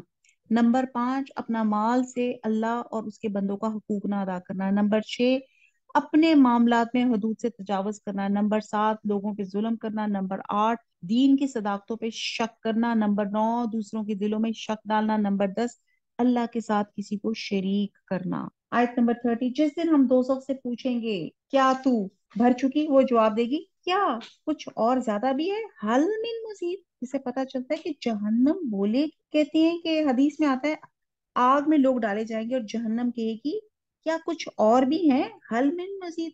حتیٰ کہ اللہ تعالیٰ جہنم میں اپنا پیر رکھ دیں گے، جسے جہنم پکار اٹھے گی، قط قط، یعنی کہ بس بس۔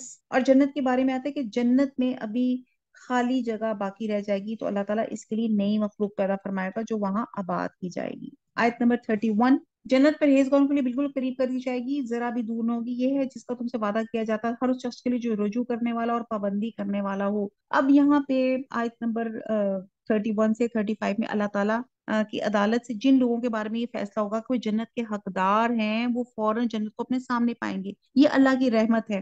اور ان آیات میں جنت کے مستحقین کی صفات بتائے گی، تقویٰ، جن کے دل میں صرف اللہ کا ڈر ہوگا، نمبر 2 رجوع کرنے والے، کثرت سے توبہ کرنے والے، حفاظت کرنے والے، اور اپنے عہدوں کی حفاظت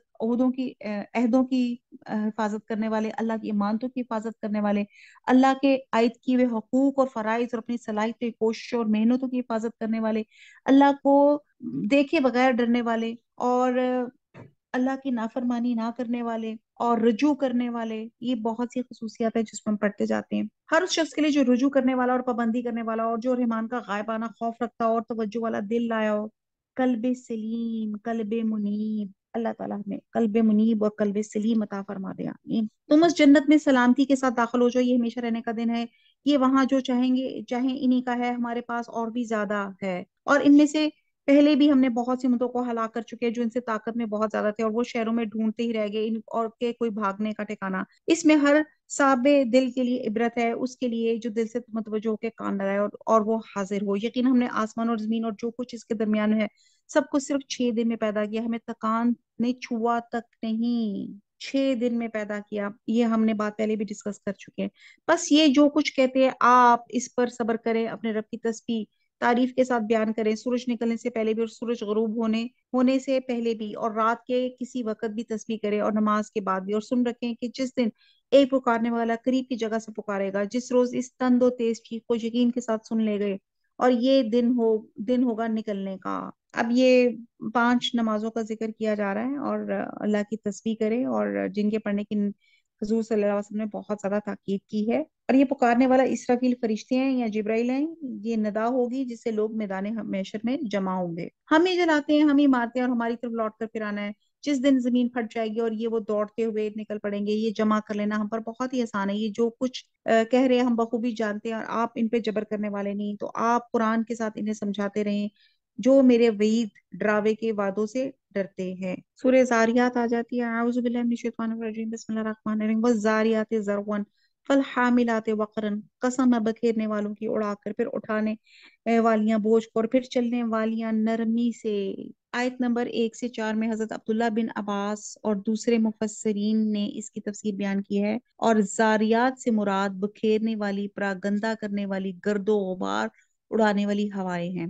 بھاری بوجھ اٹھانے والی سے مراد وہ ہوائیں ہیں جو سمندروں سے لاکھوں ٹن پانی کے بخارات بادلوں کی شکل میں اٹھاتی ہیں، پھر آہستہ آہستہ چلتی ہیں، حکم یعنی کہ بارش تقسیم کرتی ہیں۔ مفسرین کے مطابق ان دونوں سے یہی ہوائیں مراد ہیں، اور یہی ہوائیں پھر بادلوں کو لے کے چلتی ہیں، اور زمین کے ڈیفرنٹ ڈائریکشنز میں اللہ کے حکم کے مطابق جہاں جتنا حکم ہوتا ہے پانی تقسیم کرتی ہیں۔ پھر اللہ تعالیٰ آگے فرما رہے ہیں کہ قیامت ضرور قائم ہوگی، اور آخرت پر بارش کو دلیل بنایا گیا، یعنی کہ جو اللہ پانی کے بخارات کو ہوا میں منتشر ہونے کے بعد پھر اسے ہوا کے ذریعے سے سمیٹ لاتا ہے اور انہیں پانی کی شکل میں برسا دیتا ہے۔ اس کے لیے کیا مشکل ہے کوئی انسان کے بکھرے ہوئے اجزاء کو سمیٹ کر دوبارہ اسی جسم کو اس میں لا کھڑا کرے جس میں اس نے پہلی دفعہ پیدا کیا تھا۔ تو آسمان کی بھی قسم کھائے گی کہ تشبیہ کے طور پہ دکھائی جاتی ہے، یعنی کہ جس طرح آسمان بادلوں اور تاروں اور جھمٹوں کی شکلوں میں مختلف ہیں، اسی طرح آخرت کے بارے میں تمہارے خیالات مختلف ہیں۔ کون کہتا ہے یہ دنیا ابدی ہے، کوئی قیامت نہیں قائم ہو سکتی، کوئی کہتا ہے کہ دنیا ایک حادثے سے بن گئی۔ اب مجھے بتائیں کہ اتنا زبردست حادثہ ہوا،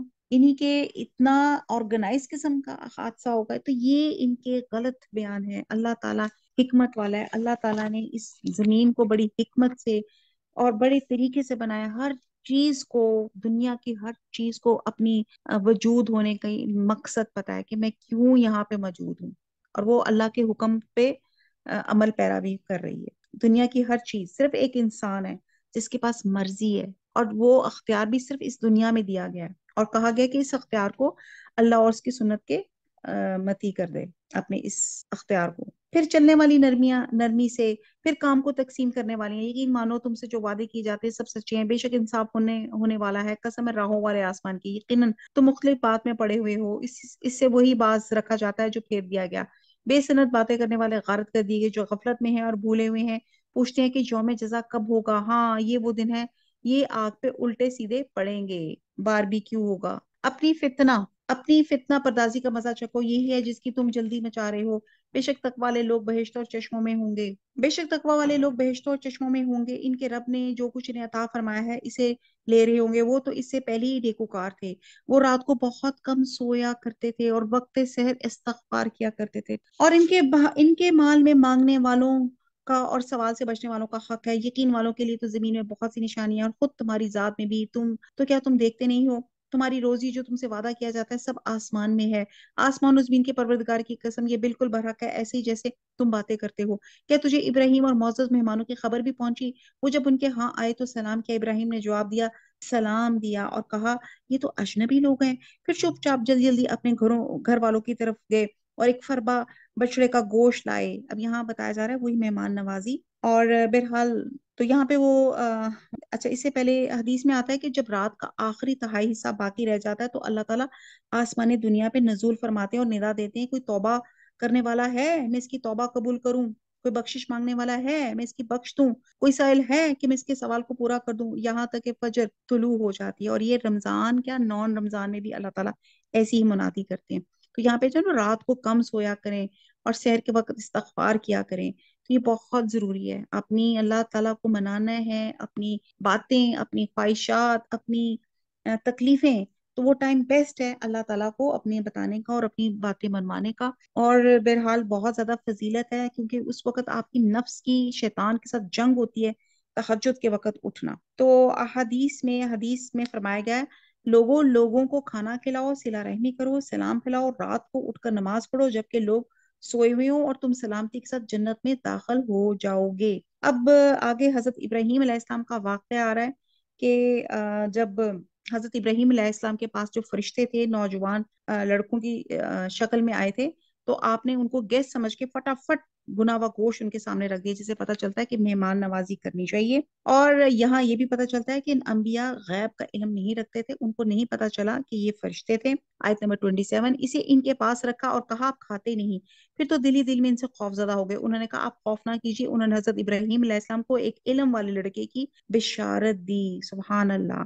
اور بس ان کی بیوی آگے بڑھی اور حیرت میں آ کے اپنے منہ پہ ہاتھ مار کے کہا میں تو بڑھیا ہوں اور ساتھ ہی بانج. اور انہوں نے کہا ہاں تیرے پروردگار نے اسی طرح فرمایا ہے، بے شک وہ حکیم اور علیم ہے. تو یہاں پہ پھر دعا مانگتے ہیں اللہ تعالیٰ، جو اولاد مانگتے ہیں اللہ تعالیٰ ان کو صالح اولاد سے نواز دے اور حفظ و امان سے. جو اولادیں ہیں ان کو بھی حفظ و امان سے رکھ، ان کو نمازی پرہیزگار بنا. آمین ثم آمین. تو یہاں اللہ سبحانہ تعالیٰ نے حضرت ابراہیم علیہ السلام کو ایک نیک لڑکے کی خوشخبری دی تھی، حضرت سارہ سے، حضرت اسحاق اور اس کے بعد حضرت یعقوب علیہ السلام. یہیں پہ ہم ختم کرتے ہیں. اللہ تعالیٰ اللہم انی اسألک قلب سلیم، اللہم انی اسألک جنت الفردوس، اللہم انی اسألک جنت الفردوس، اللہم انی اسألک جنت الفردوس، اللہم انی اسألک جنت الفردوس. وما علینا الا البلاغ. سبحانک اللہم وبحمدک نشہد ان لا الہ الا انت نستغفرک ونتوب الیک. السلام علیکم ورحمۃ اللہ وبرکاتہ.